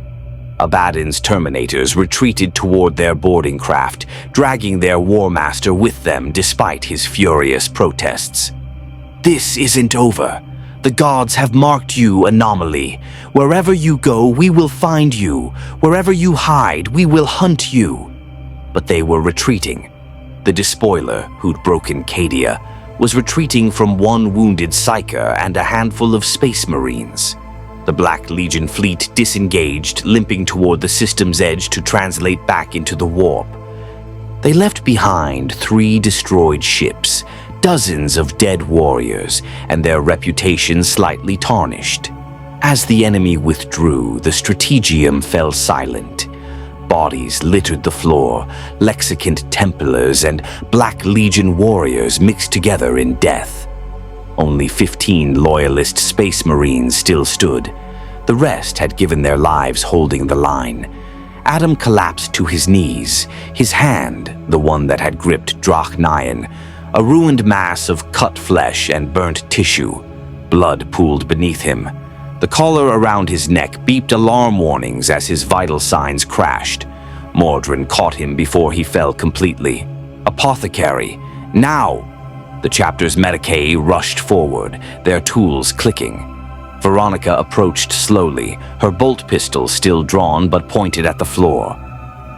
She looked at Adam, at this anomaly who'd done the impossible multiple times, and for once her scarred face showed something other than suspicion. Respect. "You disarmed Abaddon, the despoiler," she said quietly. "Threw away a demon blade that could have granted you unimaginable power. Chose pain over corruption." She holstered her pistol. "The Imperium has use for warriors like you, Fullmen.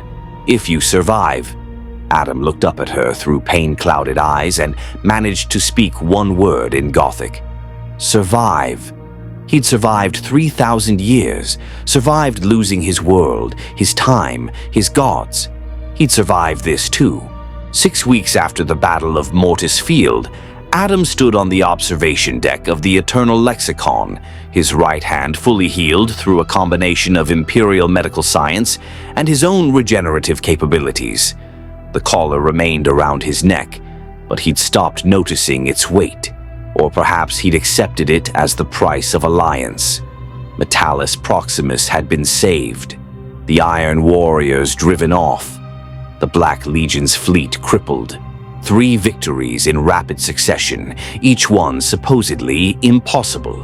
And all across Segmentum Ultima, word spread of the Lightning, the anomaly who fought chaos and remained pure, who disarmed the despoiler, who challenged demons and won.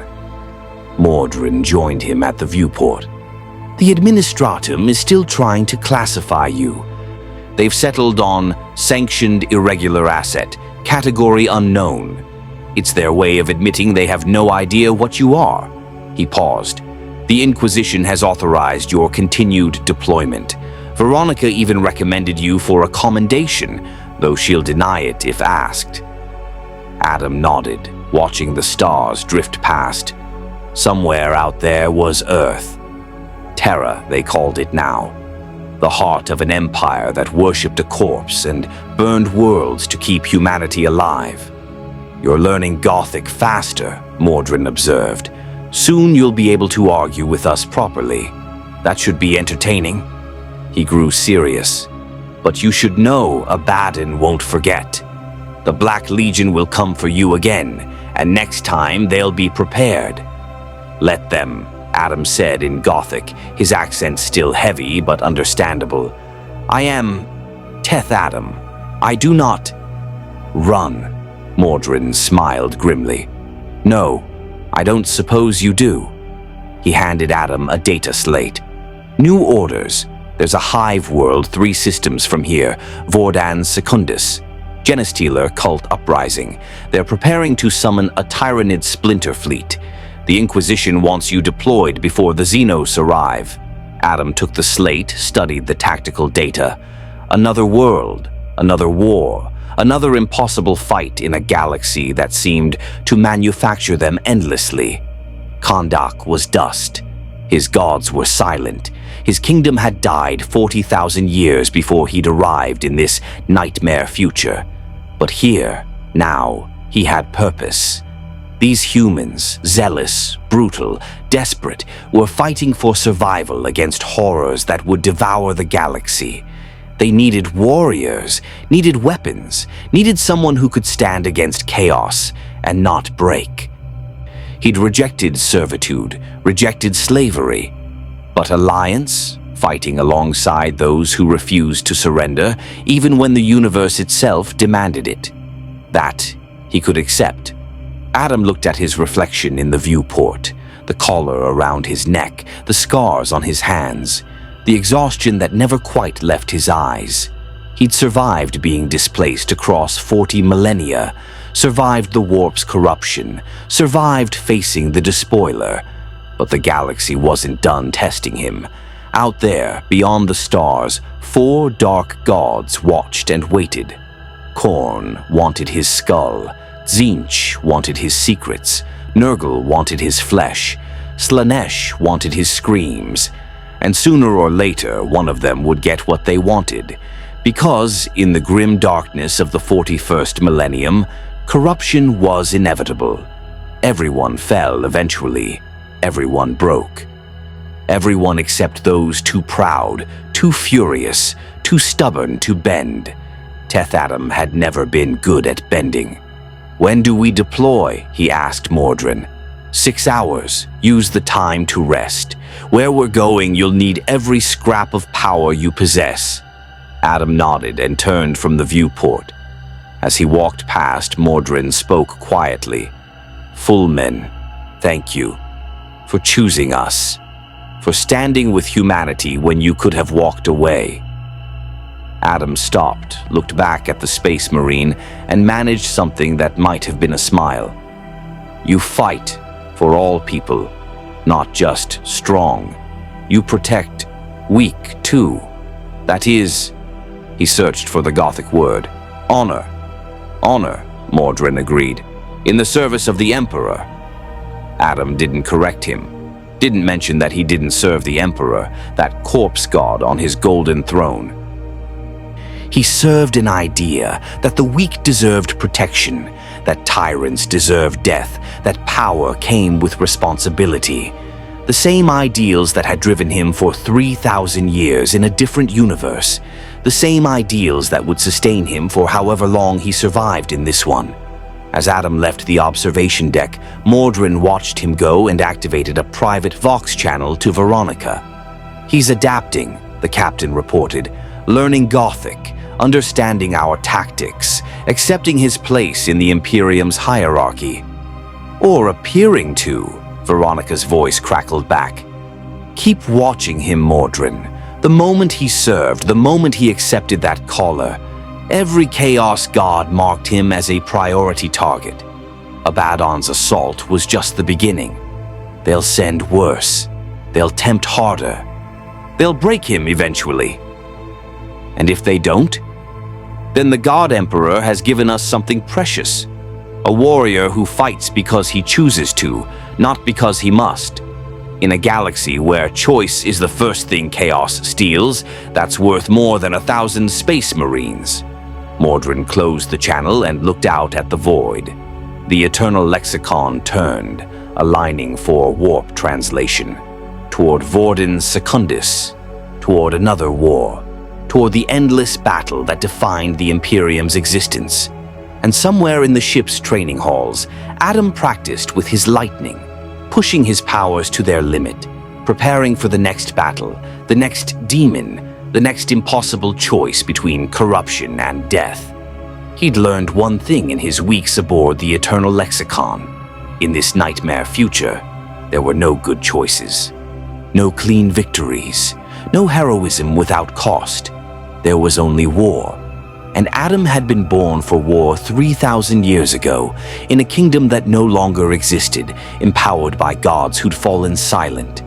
But the lightning remained. The fury remained. The will remained. And in the grim darkness of the far future, that would have to be enough.